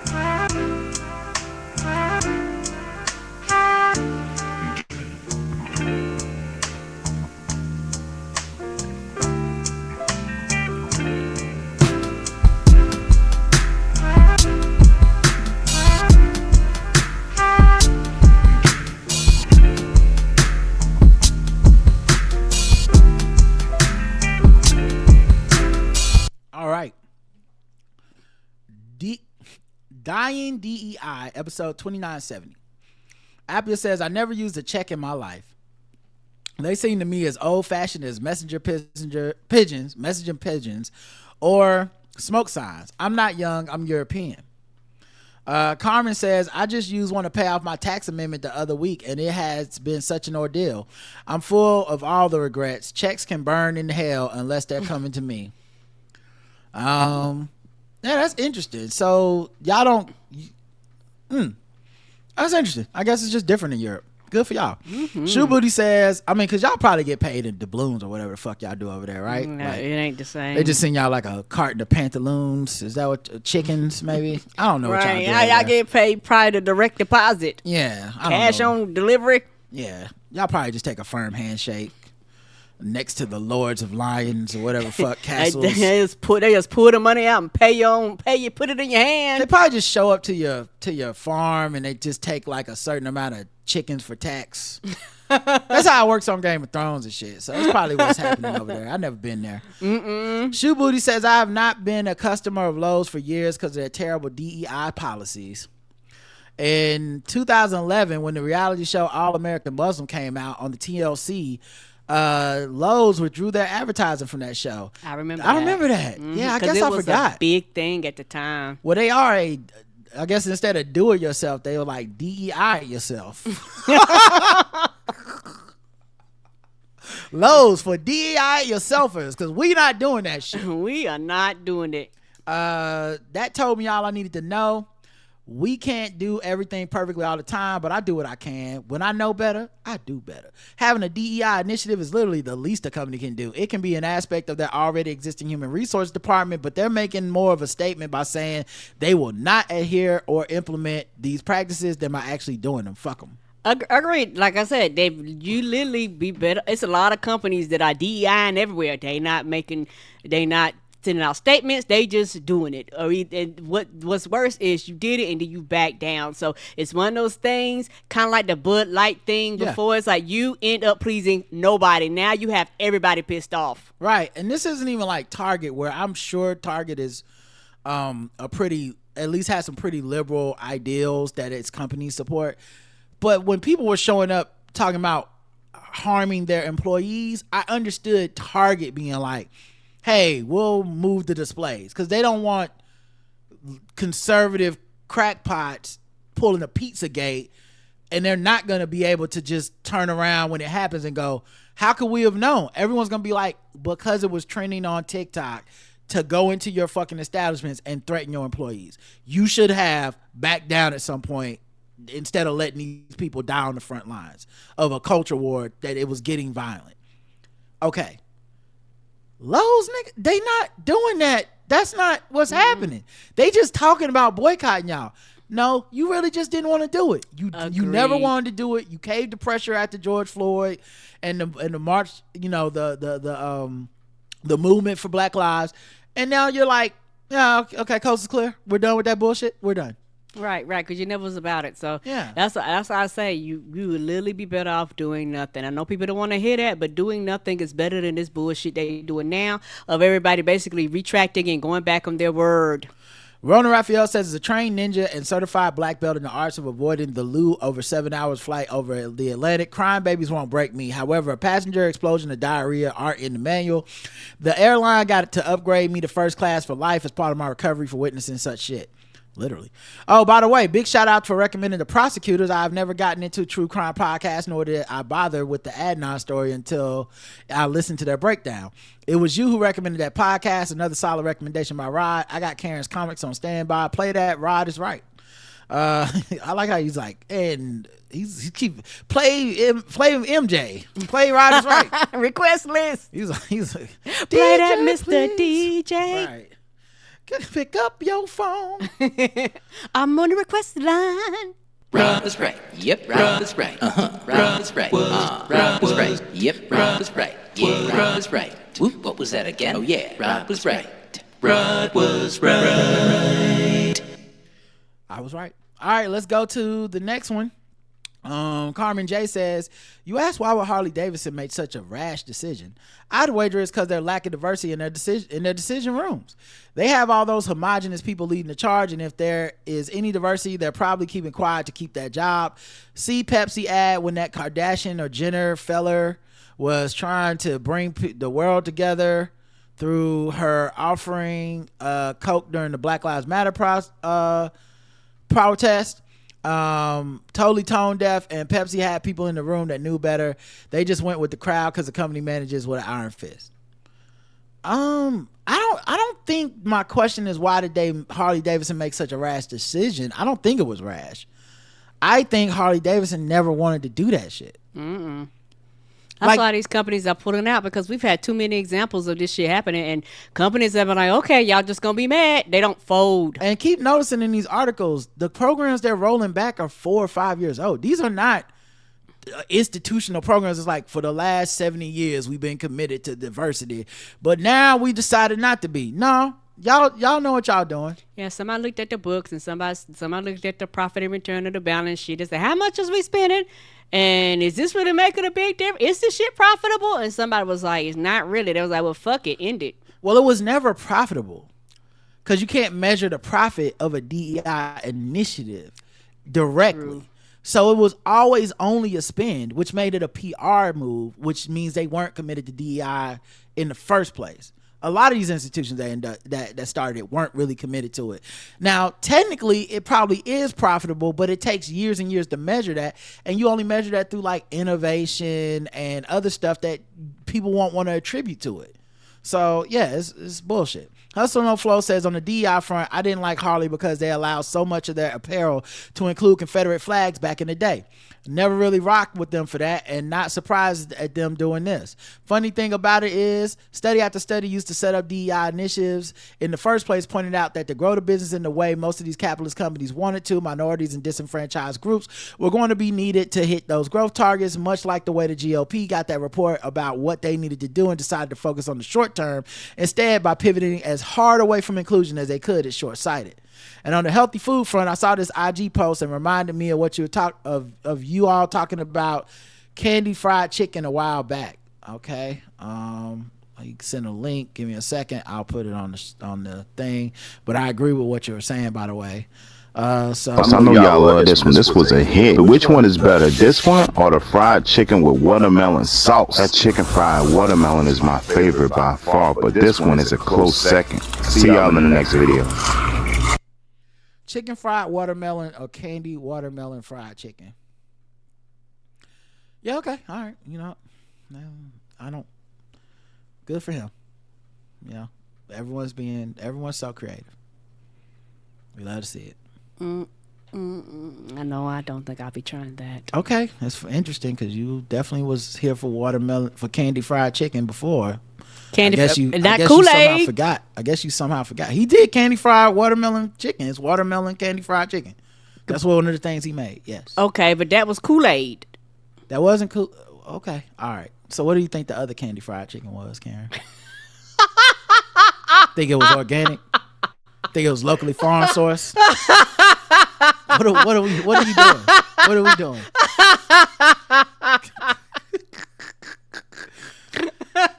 You know how my brain functions. I don't. I actually don't. And that's the problem. We've been together 22 years. I still don't. You're a mystery. Still a mystery to me. We've been married 22 years. EVE says, I'm with I Karen. always learning something new. I'm with Karen in not being able to tolerate sugar-free products, mainly because most artificial sweeteners give me migraines, but they taste funny. A lot of them do taste funny. Like, I know Roger does the stevia. I don't like the way none of that tastes. Stevia? I don't do Not stevia. the stevia, but the yellow one. Oh, yeah, Splenda. Splenda, yeah, I don't like the way none of them taste. All right, yep. It's got to be that pure foot cutting off sugar. It's the only thing that'll work, guys. Reduced sugar usually works for me. If you can find the right flavor and you want a soda, the Olipop brand is pretty good. Yeah, Karen tried those and I think she liked them. Pretty expensive, but they were good, and they don't come in as big of cans. Mark Robinson's biggest flaw is being a super coon. To be honest, I was surprised to see he has a black wife. I wouldn't trust a damn thing she brings to the cookout. Yeah, but kind of like Candy Carson, I don't trust those type of black wives. And what I mean by that is, I feel like there's a certain level of cooning that you get to where you go, it would be offensive to my white cohorts if they see me pop up with a white woman. So I'm going to need to stay in my lane and have a black wife that is of no threat, that isn't too attractive, that isn't too flossing her looks or her clothing, doesn't spend a lot of money necessarily.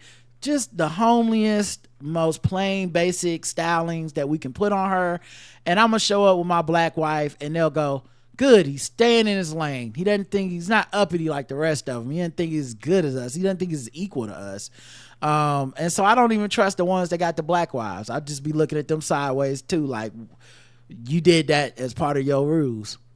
So they'll never trick me, Mark Robertson. We got 6 comments on YouTube on this one. Did he say the millennial generation? Is he not a millennial? Says Antoine92. Thank you, Antoine. That's one of the nicest things anybody's ever said to me, man. Nah, I'm a Gen X. I'm too old to be a millennial. We're Gen X. I wish, buddy. I wish. We're right outside of it. You know, all this salt and pepper, I don't think, you know, I don't know if the millennials got all this yet or not. Maybe the older ones, but I'm Gen X, man. Gina says, yeah, these DEI departments are solely at the mercy of mostly white conservative upper management. Our departments our DEI department lasted about 18 months. Ooh, it was not actually long at all. Yeah, it not was even 2 years.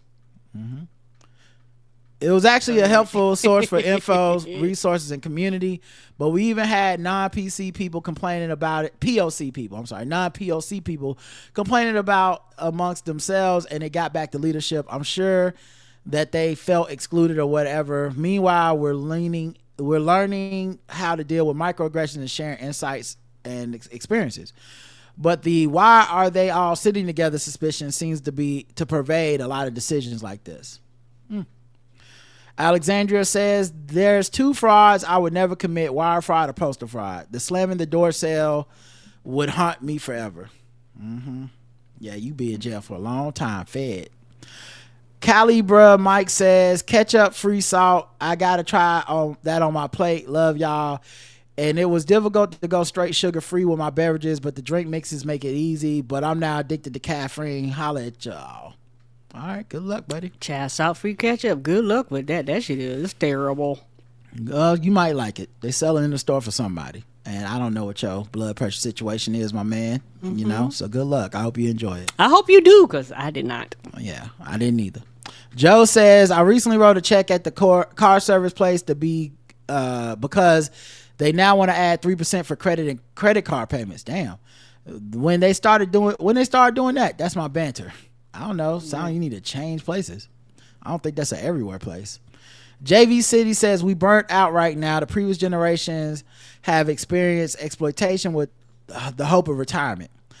I won't probably stop working at this rate. My life decisions in our American culture, we see everything thanks to the internet, so there's an information overload. Discernment and literacy is at an all-time low. The culture of exploitation is being handed down to our generation. We are failing to change the future generation prospects. Trade-offs are being made. Heart emoji. I feel you, JV. The problem gonna be for y'all is y'all got kids now, and y'all, the generation after y'all gonna really shit on y'all. Like Gen X, we barely get it, to be honest, mostly because we stay out of the way. Like our generation was do what you're supposed to do and don't make a stink of it. Yeah. Go take a bad job somewhere that you hate and just work yourself till you die and shut the fuck up. Yep. You're a latchkey kid. Get out of school. Go home. Open the door. Warm yourself up some food. Do your homework. Very independent. Mama be home when she get off work. Yeah. Get back in the house by street lights. Like we didn't have cell phones. We didn't have the overbearing tracking and shit and all that stuff. So helicopter parents, that didn't exist. Huh? Like things like a helicopter parent didn't exist. Yeah, or they were a weirdo. If you had a helicopter parent, your parent was weird. Yes. And so I just think our generation then raised the kids that was like, it's all about you. It's very important. You need to speak up. How you feel is more important than just being there and getting shit done, which is I think is a good approach. But it has to be balanced. Yeah, but y'all's generation, because y'all feelings are so important to you, I think are gonna have kids that go back towards where we were, which is because a lot of this, the millennial generation is about being seen, being online. A lot of the younger kids right now, the high school age kids and below, they don't like being online. They don't like social media. They're the generation that left YouTube and stuff, and it's getting harder and harder to get them to do anything on social. Yep, a lot of them go like, I don't want no social media account, because a lot of them have seen the consequences and the repercussions. Yeah, of overexposure. So they're basically like, no pictures, please. So that generation is going to get older, and they're going to see the apathy of the millennial generation, and there's going to be hell to pay. Like, you think millennials shit on boomers? Whatever the Gen Z, whatever the next gen is, when they get to the age where they look around and go, where was the generation of people that was supposed to take care of us? Right. So that we didn't have to deal with, so all these school shootings and and who's president and all this type of shit. Like, who were the people that let this Supreme Court get in there? Who didn't vote? Who opted out? I think they're gonna end up blaming a lot of that on Gen X and millennials, and they're gonna be very mad. Yeah, I do too. And also because now everything's online, they're going to go back. Well, you didn't vote. You're the problem. This is why Right. we in the consequences. They're going to go back and they was like, y'all let us down. Because if you ask anybody that's like in school in the high school range, a lot of them be like, hey, y'all pass laws. We don't like going to school being scared, being frightened. You know, you talk to some people now, they're like, yeah, this is my second or third school shooting, like within their lifespan. They're not gonna care that y'all were burnt out because Nope. they're gonna be like, y'all. Oh, Gen Alpha is what they call it. Okay, Gen Alpha not gonna care that y'all was burnt out. They're not gonna care because they're gonna be like, bitch, I can't even afford to be burnt out. It's a privilege to be burnt out because nothing y'all did helped me. So that it's not like your generation can't retire and mine can. They're just gonna feel like they got it even worse. And I wonder if we're gonna get hyperactive by being like hyper politically involved and stuff. Kids out of this because I they're hope living in a so. time where it's like if you're getting a civics lesson in life, like this ain't they not teaching you in the school, but life is teaching everybody ass what matters when it comes to civics. So I can't wait to see what happens. Yeah, it's going to be interesting. And it's just one of those things where, you know, this is why a lot of older generations like to shit on this generation. And I don't. Particularly when it comes to cost of living and all that type of shit. I was like, no, y'all. It is different. It is completely different. This is a hustle generation, not hustling out of the luxury of needing a second job. But if you don't get this second or third job, you fucking won't be able to survive. Guess what? You have to have a roommate, bitch. I can't afford a house. I can't afford a car. I'm living out of my car. I have to stay home with my parents until I'm older because I just can't survive on my own. So yes, when that generation gets older, they're going to have something to say and it's not going to be nice. All right, let's get into the voicemails. Oh wait, sorry, the poll. Have you ever been in an adult video store? 61% yes, 39% no. Yes, I have. Yeah, so I wonder if that's also an age thing, because if they're closing and now everything's online, and now you get a lot of stuff mailed to you when it comes to like toys and clothing. I wonder if like younger people are like, nah, there's no need to go. All right, it's time to get into the voicemails. Let me play another song just in case. I want to throw music in here somewhere.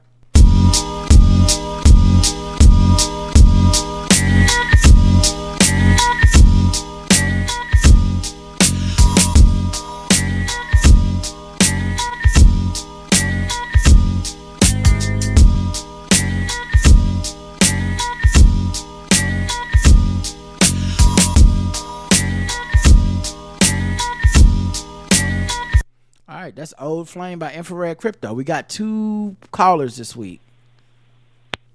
Hi, Rod and Cameron. It's Michelle. I live here in Savannah, and I was not there when Vice President Kamala Harris came to Dottie's to order that caramel cake. We actually call it the Kamala cake. I work at Dottie's. I wasn't there when VP Harris was there. I was actually at the rally at the arena. It was about a mile away from downtown Savannah. It was fun to go to the rally. It was really a joyful occasion. Divine Nine, Savannah State, people from all over South Georgia and North Florida. It was a wonderful day. It made people who live in Savannah, which is kind of like a big city, small town, feel really important. And it's going to be hard to order the Kamala cake. It's actually so many people are calling. And but anyway, I just wanted to let you know that I had a great time at the Harris rally, and when we fight, we win. Yes, ma'am. Come on through and we fight, we win. I didn't even think about her having a Keith Lee effect on these businesses. Yeah, right, because I know ain't nobody ordering them JD Vance donuts. we don't even know the name of that place. Right. Like, nah, we They was good. like, what is that she ordered? We good on that one, homie. You got it. They got the line through the door now. They can't Right. keep that shit in stock. All right, let's go to the next voicemail. This is from Kiana, who called and left 2 voicemails. Hey, Ryan, Karen, it's Kiana. So bad news. I haven't been able to listen to the podcast as regularly as I like. Good news is because I got a new job. Woo, woo, shout out to you, girl. New job. So I'm just getting caught up. So I'm listening to the episode Successity, and Rod is talking about how the way our politics have become, where people have really confused like being contrarian with being smart. I had a conversation with somebody the other day, white woman, cool for the most part, and she was telling me about, we were talking about the election. She was telling me how the Democratic Party did Bernie Sanders so dirty, and how, if we lose because of RFK, it's going to be our own fault because of how dirty we did him. And I'm just like, when did the Democratic Party become the party that has to unify to the point that we unify people that don't have none of the same fucking values that we have? Bernie and his inability to get elected is because he hasn't done the work to be likable, to build enough inroads to get elected. That don't have nothing to do with the Democratic Party. The fact that we don't let them come in and dictate everything that we do, we're a specific party. You're not a part of the group. Right. Same thing with RFK. RFK does not align with any of our fucking values, but we're supposed to unify with him. But how do you unify with somebody who's that fucking off the rails? You can't. We don't share values with this dude. The fact that because he didn't get to be, the Democratic nominee or close to being a nominee, that he would align with Trump means that he was never going to align with him. He wanted to come in and take over, and he couldn't. And now he's taking his ball and going home. But there's so many people who really think that we have to be the party that unify with every fucking body. That's not going to happen. And if people don't understand that, I'm just not willing to keep trying to have these kind of conversations. So anyway, love y'all. Hope y'all. She called back. Hey y'all, it's Kiana again. I know I said have a good day. That's usually how I close out the voicemail. Yes, still have a good day. But I also wanted to say, Rod was talking about getting his real ID and how you're not a real one if you ain't got a real idea, how there should be commercials. And in the commercial, you got to put some real ones. So here's my question. Rod, to you, what is some criteria for being a real? Let us know what's that. All right. Love y'all. Have a good day. Bye. That's a good question. I hadn't thought about that. Because part of what my ad campaign probably wouldn't work, because part of the people I think are some real ones are probably people that have done things that are divisive and not popular, because that's how they kept it real. When keeping it real goes wrong. So it probably end up being like Kaepernick or somebody, and they'd be like, we can't have Kaepernick do the shit, This motherfucker lost everything trying to, like, nobody want to identify that shit with he was keeping it real ID. He kept it too real. So it probably end up being some shit like that. People that kept it a little too real, and we don't fuck with them no more. So I don't know. Maybe I shouldn't. Maybe that the campaign probably has to change. Okay. The campaign slogan got to change.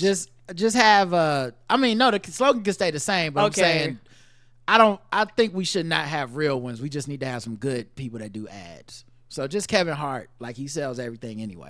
Oh yeah, yeah. So he could just show up with LeBron and be like, "What you mean you're a real one?" And then they could do a whole back and forth. And for me, I 100% agree with you about Bernie.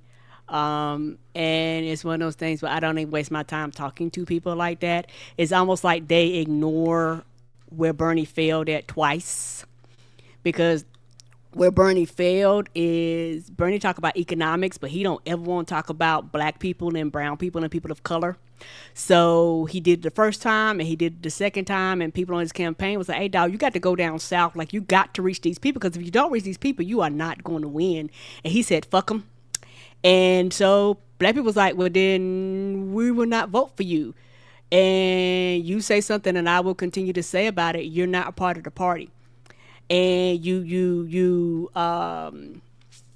independent. And there's nothing wrong with being independent, but you can't be an independent and then come over with the D and tell us how to run our party. Like, that's not, you put like this, you can come in, you can join, but you're not going to fucking run the ship. We're not going to give you the keys. You're not going to take control. We'll work with you. We don't have a problem doing that at all. What you're not gonna do is have all these motherfucking opinions and you didn't put in on it. Yep. All right. Last thing is voicemails. So let me pull up emails. Is emails. I'm sorry, I made a mistake. Emails. We're gonna play the emails after this next musical break that may or may not have a commercial in. Who fucking knows, guys? Who knows? These extremists want to take us back, but we are not going back. We are not going back. Psycho. Music. Hold up. Ours Hold up. Hold up. is a fight for the future, Hold up. and ours Hold up. is a fight for freedom. We are not going back. All right. I like that. Psycho music. It's called "We Are Not Going Back." It's called Kamala. We Are Not Going Back. All right. Let's get to these comments.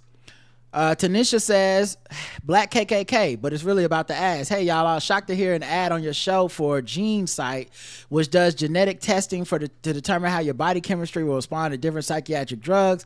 I know y'all are mental health advocates, but I've literally never met another person who knew about this type of service. My family used a similar company about 5 years ago, and I can't stop talking about it.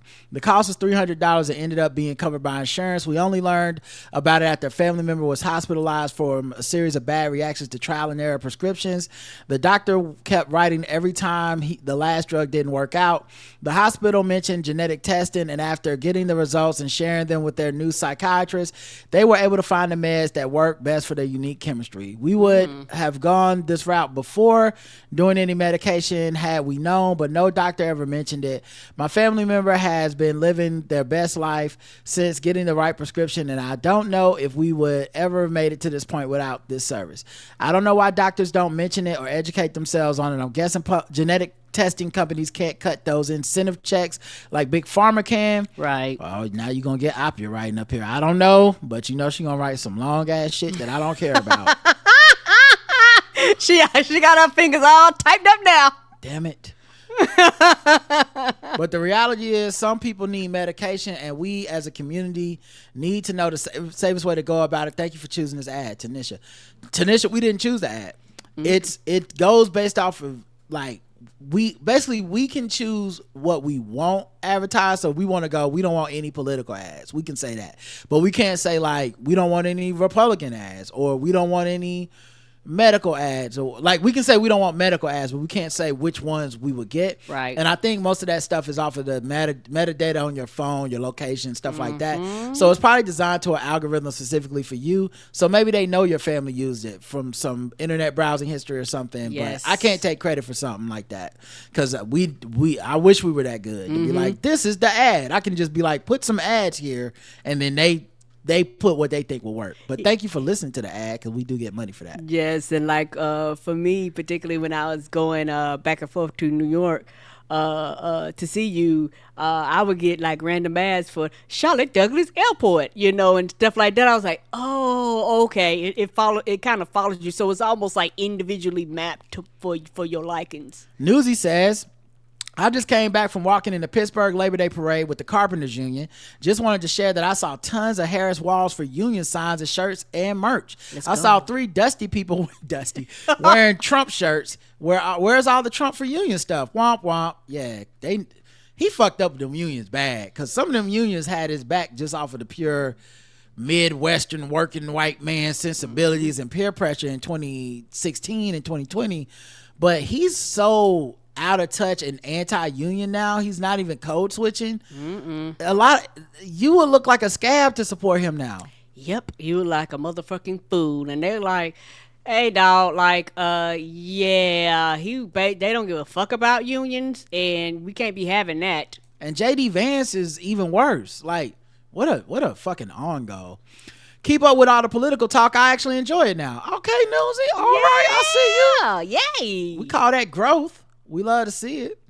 All right, let's go to some other emails. Nadine says a follow-up on an item mentioned on your show recently. So it's the latest on a fundraiser for January 6th Capitol rioters at Trump's New Jersey Golf Club. Oh, so that I guess they canceled that golf club outing that was going to happen at his golf club, because Mitch McConnell was going to go or some shit like that, or he was defending it. And I'm like, y'all are giving out January 6th awards, but also saying that January 6th never happened. Right. Anyway. Both can't be true. Anyway. She says, they're saying it was canceled for safety reasons, but could it be that they might not have a liquor license any longer? Trump is appealing the fact that the liquor license for his golf clubs were revoked. You know why? Because a felon cannot hold a liquor license in the state of New Jersey. And because his ego is what it is, he won't transfer ownership to an LLC or a family member. It's him or nothing, apparently. Who would have thought that it would be Trump himself with his name on all the licenses? That's just wild to me. Goddamn, he don't put his name in LLC. That should be for tax reasons. Well, nothing else. I wonder if it applies to also even if he owns the LLC. I see what you're saying. It would have to be like a family, another person owns the LLC, I guess. Right. All right. I see what you're saying. Like, yeah, even though you're with the LLC, they like, yeah, you're a convicted felon. We don't give a damn about this LLC. You still can't have a liquor license. Yeah, I wonder. Anyway, I live in Bedminster. I'm so damn sick and tired of these Trump-loving morons. They're coming in and taking over township committee meetings and shouting racist nonsense. None of these people live here. They come in from out of town to start trouble for the leader of their cult of personality. Yeah, a lot of school boards go through that too. It happens all across the country, and you know, a lot of the restaurants and like places they get harassed with phone calls. They be like, yeah, a lot of these people, they are not even from here. They just randomly harass people. They'll even come in from out of town and set up shop in front of the library on a busy street with signs and flags, etc. They've been banned from parking at the library and side streets over there, stating that they're being unfairly targeted. But what are they even protesting or picketing for? It is really bizarre. It's weird. Democrats don't just sit around with "I love Harris" signs for the sake of the way they do. For the sake of it, the way they do. They're weird for this. It is weird. Decorating your car. I saw, I don't know if it was real or not, but I saw a car that was decorated with flags and shit for Harris and Walz, and I just laughed because my assumption is they did it ironically. Not that they don't support, but to be like, this what the fuck y'all look like. Like, this is how ridiculous y'all look. Yes. Like, I didn't have the feeling of like, I'm gonna roll up on this guy at the light and I'm gonna look over and go, oh God, crazy person. I'm gonna laugh. They gonna laugh. We both gonna get a laugh, and they gonna drive off, and we both good people. Yes. But I never feel like that. When I see something with Trump plastered on the outside, I'll be like, oh no. Yes, that is my first. They do not think it's a joke. They don't think it's funny. The only joke they're willing to make is something like, your liberal tears will make me, you know, whatever. But it's not a fun joke. Sorry for the longest email. Just came across the info, and thought you'd like it. Thank you. Thank you. Wes says, hey, Rod and Karen, first time, long time. You hit the nail on the head on the issue of color tattoos on our skin tone, Rod. And Karen was speaking facts about the white tattooers not wanting to tattoo us. I've been tattooing for almost 15 years, and it sucks when every now and then someone with mid to dark skin will have beautifully healed color tattoos and still feel like they don't pop enough. Having to explain that their tattoo won't look the same as one on white skin, but look just as beautiful, sucks. Never considered the parallels between this topic and Ann Leibowitz's photography, and I couldn't agree more. Kataji's photos felt like immense Renaissance paintings, and Simone's felt like a classic Klimt painting, both highlighting their beauty and paying respect to their accomplishments. On the Oliver Peck topic, I thought you were reading from an old article at first because black tattoo artists were very vocal about that nigger man pic when someone leaked it in 2019. Didn't know they just now got rid of him now. Shit. But it makes sense that they weren't bothered by his racism. In the before times, pre-George Floyd, white artists used to be on that show in 4K pissed that they had to tattoo a black client. Basically like, damn, I'm gonna lose this challenge and it's your black ass fault. Sorry this got a little long, but y'all were cooking on a topic I love and I had to let y'all know. Peace. Wow. Thank you, Wes. Those are some of my favorite ones where you wouldn't have wrote in, but we just happened to hit on a button that you like to hear us talk about. And yeah, man, black beauty stuff and colorism is very complicated and tied up in a lot of stuff. It's not as simple as good, bad. And it's not as simple as like pro and anti. There's a bunch of like head scratching white supremacist mind trick shit happening all the time on us, and I don't know where it begins and ends, and I feel like you could write a dissertation on the shit and it could apply to everyone and everything in some ways, and in other ways it'll never fit certain people. So it's just tough and difficult, but colorism is real. It definitely exists. It impacts everybody. It impacts all of us. Right. There are people that benefit from the privilege of having lighter skin throughout the world in different ways. It's just, every issue that happens when you bring up white supremacy happens within that spectrum too. So you got people that will say there's no privilege. I don't see color skins and shit. It's a headache. I don't envy the people that do that work. You know what I mean? That literally just sit down and try to parse that out and deal with everything involved in that, because it is just, it's crazy. I've seen some of the back and forth people do, and the hurt feelings and the attacks. It's too much. It is too much. So it's not something I even want to delve into, because I don't feel qualified, but also I don't want to fight motherfuckers all goddamn day for stuff that I'm just like, yeah, that's probably because she's light skinned, and the people are like, what? I'm like, okay, all right, never mind, fuck it. Like, don't bother me. Ice Spice is not that talented. She'll be gone soon. I'm fine with it. Helen says, hi Roderick, I was listening to Karen Hunter this afternoon when you shared about being an empath. I'm also an empath, and sometimes it feels so overwhelming when you're an emotional sponge. I tried to repress this aspect of my persona, but listening to you this afternoon helped me to be more accepting of this aspect of me. Thank you. I often feel depressed, but today you validated my persona, and I'm feeling very grateful for you for sharing. I agree with Karen. You are very likable, and I hope one day to connect with the life partner that appreciates me. God bless and take care, Helen. Oh, thank you, Helen. Thank you. Yeah, the thing about it, what I realize is introverted people have a purpose, just like extroverted people have a purpose. I think people only see, which is understandable, they only see life through their perspective.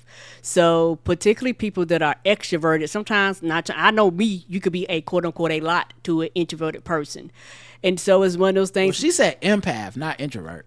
Empath. I'm sorry, empath. Extroverted people can be a lot to an empath too, because you come with all this energy, you're high, type of thing. And so it's one of those things where me and Roger have learned how to, I've learned how to calm down and just balance. Well, I think, so, to me, it's not empath and extrovert. I think there's extroverted people that are empaths, there's introverted people that are empathic.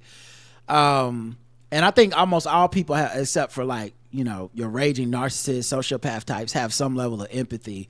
Agreed. Vast majority of people's empathy extends to themselves. So it's like there's a reason that a black man will take up for Cam Newton in a way that they wouldn't for like Brad Pitt, because it's like, I don't see myself in Brad Pitt, so why the fuck would I ever try to understand whatever the fuck he's doing? Not saying these two people are the same, by the way, because Brad Pitt is obviously infinitely worse when it comes to the abuse allegations and shit.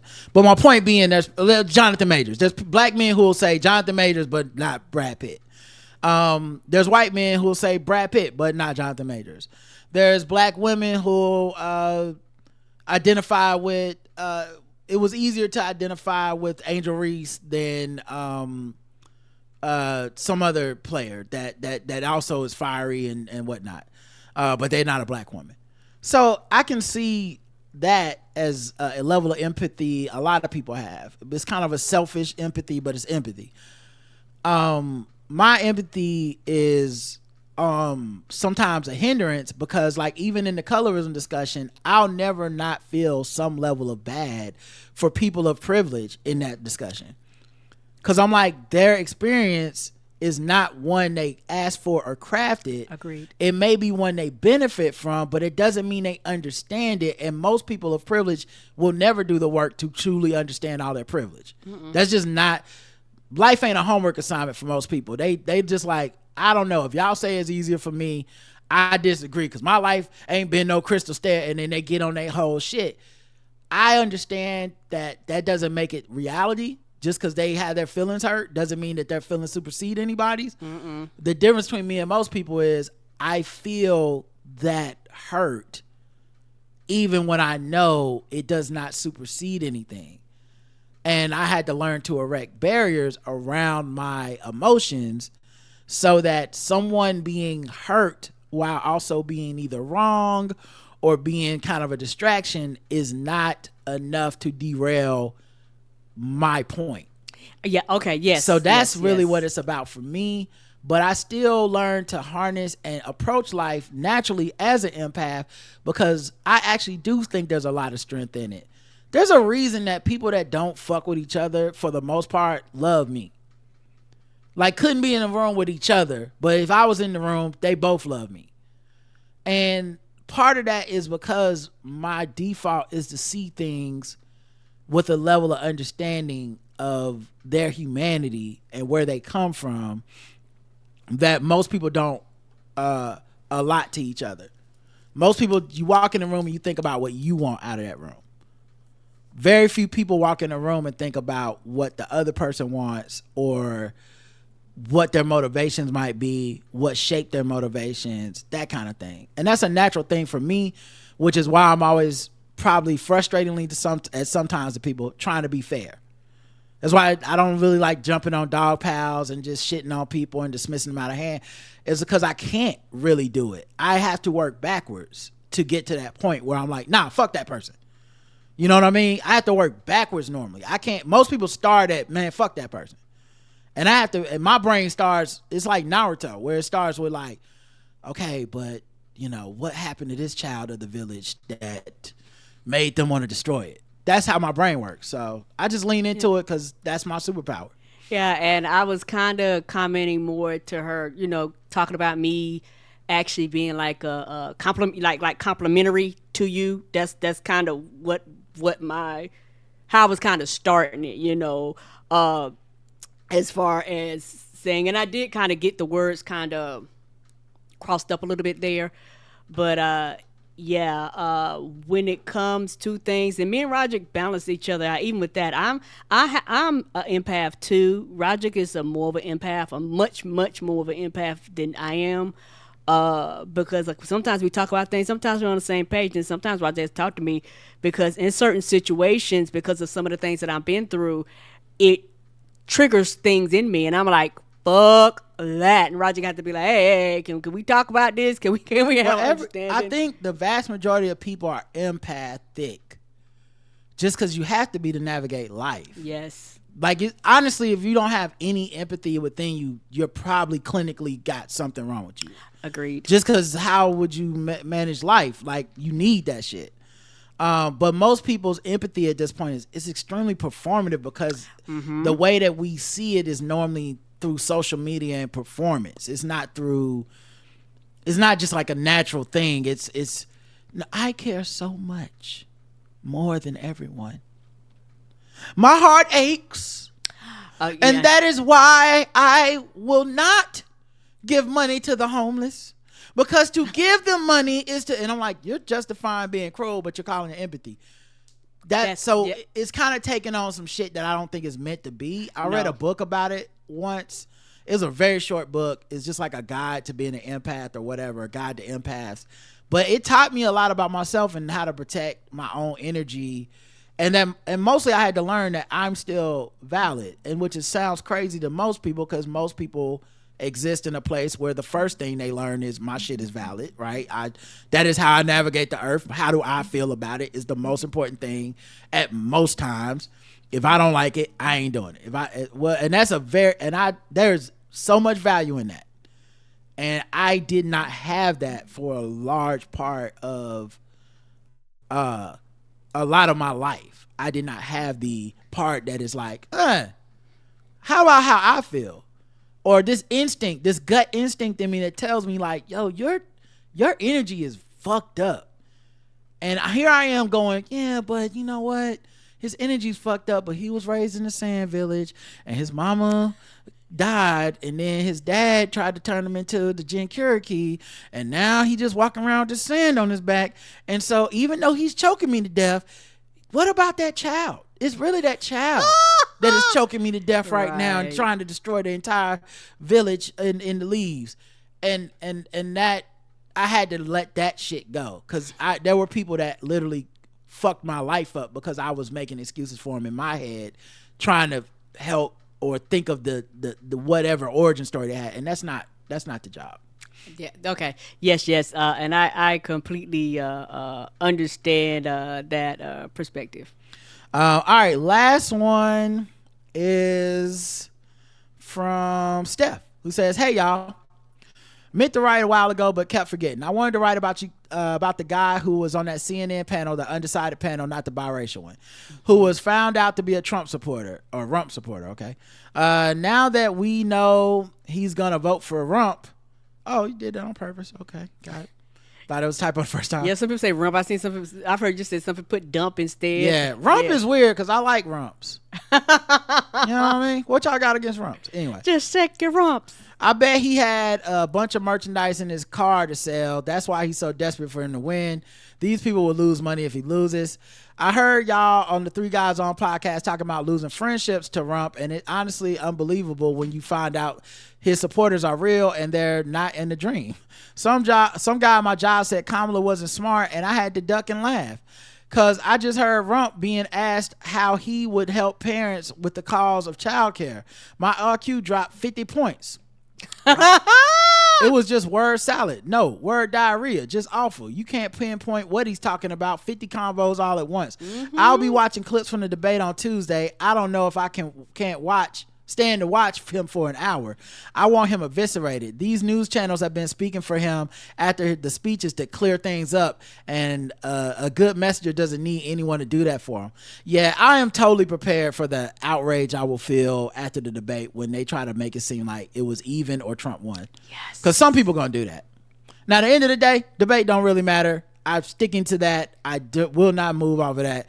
I don't think you're gonna gain or lose voters with this debate, but I do expect her to win.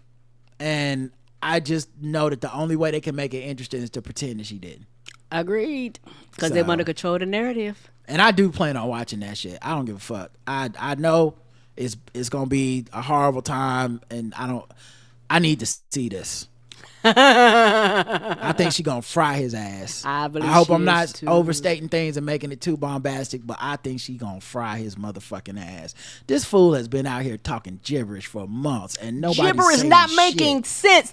Be in the middle of a thought, see somebody in the crowd, talk about them, go somewhere else. Somebody ask him about something, he responds answering something else. It's been fucking ridiculous. Just word diarrhea all up and down the aisles of the plane. Right. Just all up and down the Delta aisles, and nobody is saying nothing. Also, them people that ask where her policies are don't really care for real. It's on there. Yeah, and she put a link, 90 pages. Been reading it little by little, especially the housing stuff, since I want to be ready for it. Sorry when she wins. Been saying that saving for a while. People just want to complain.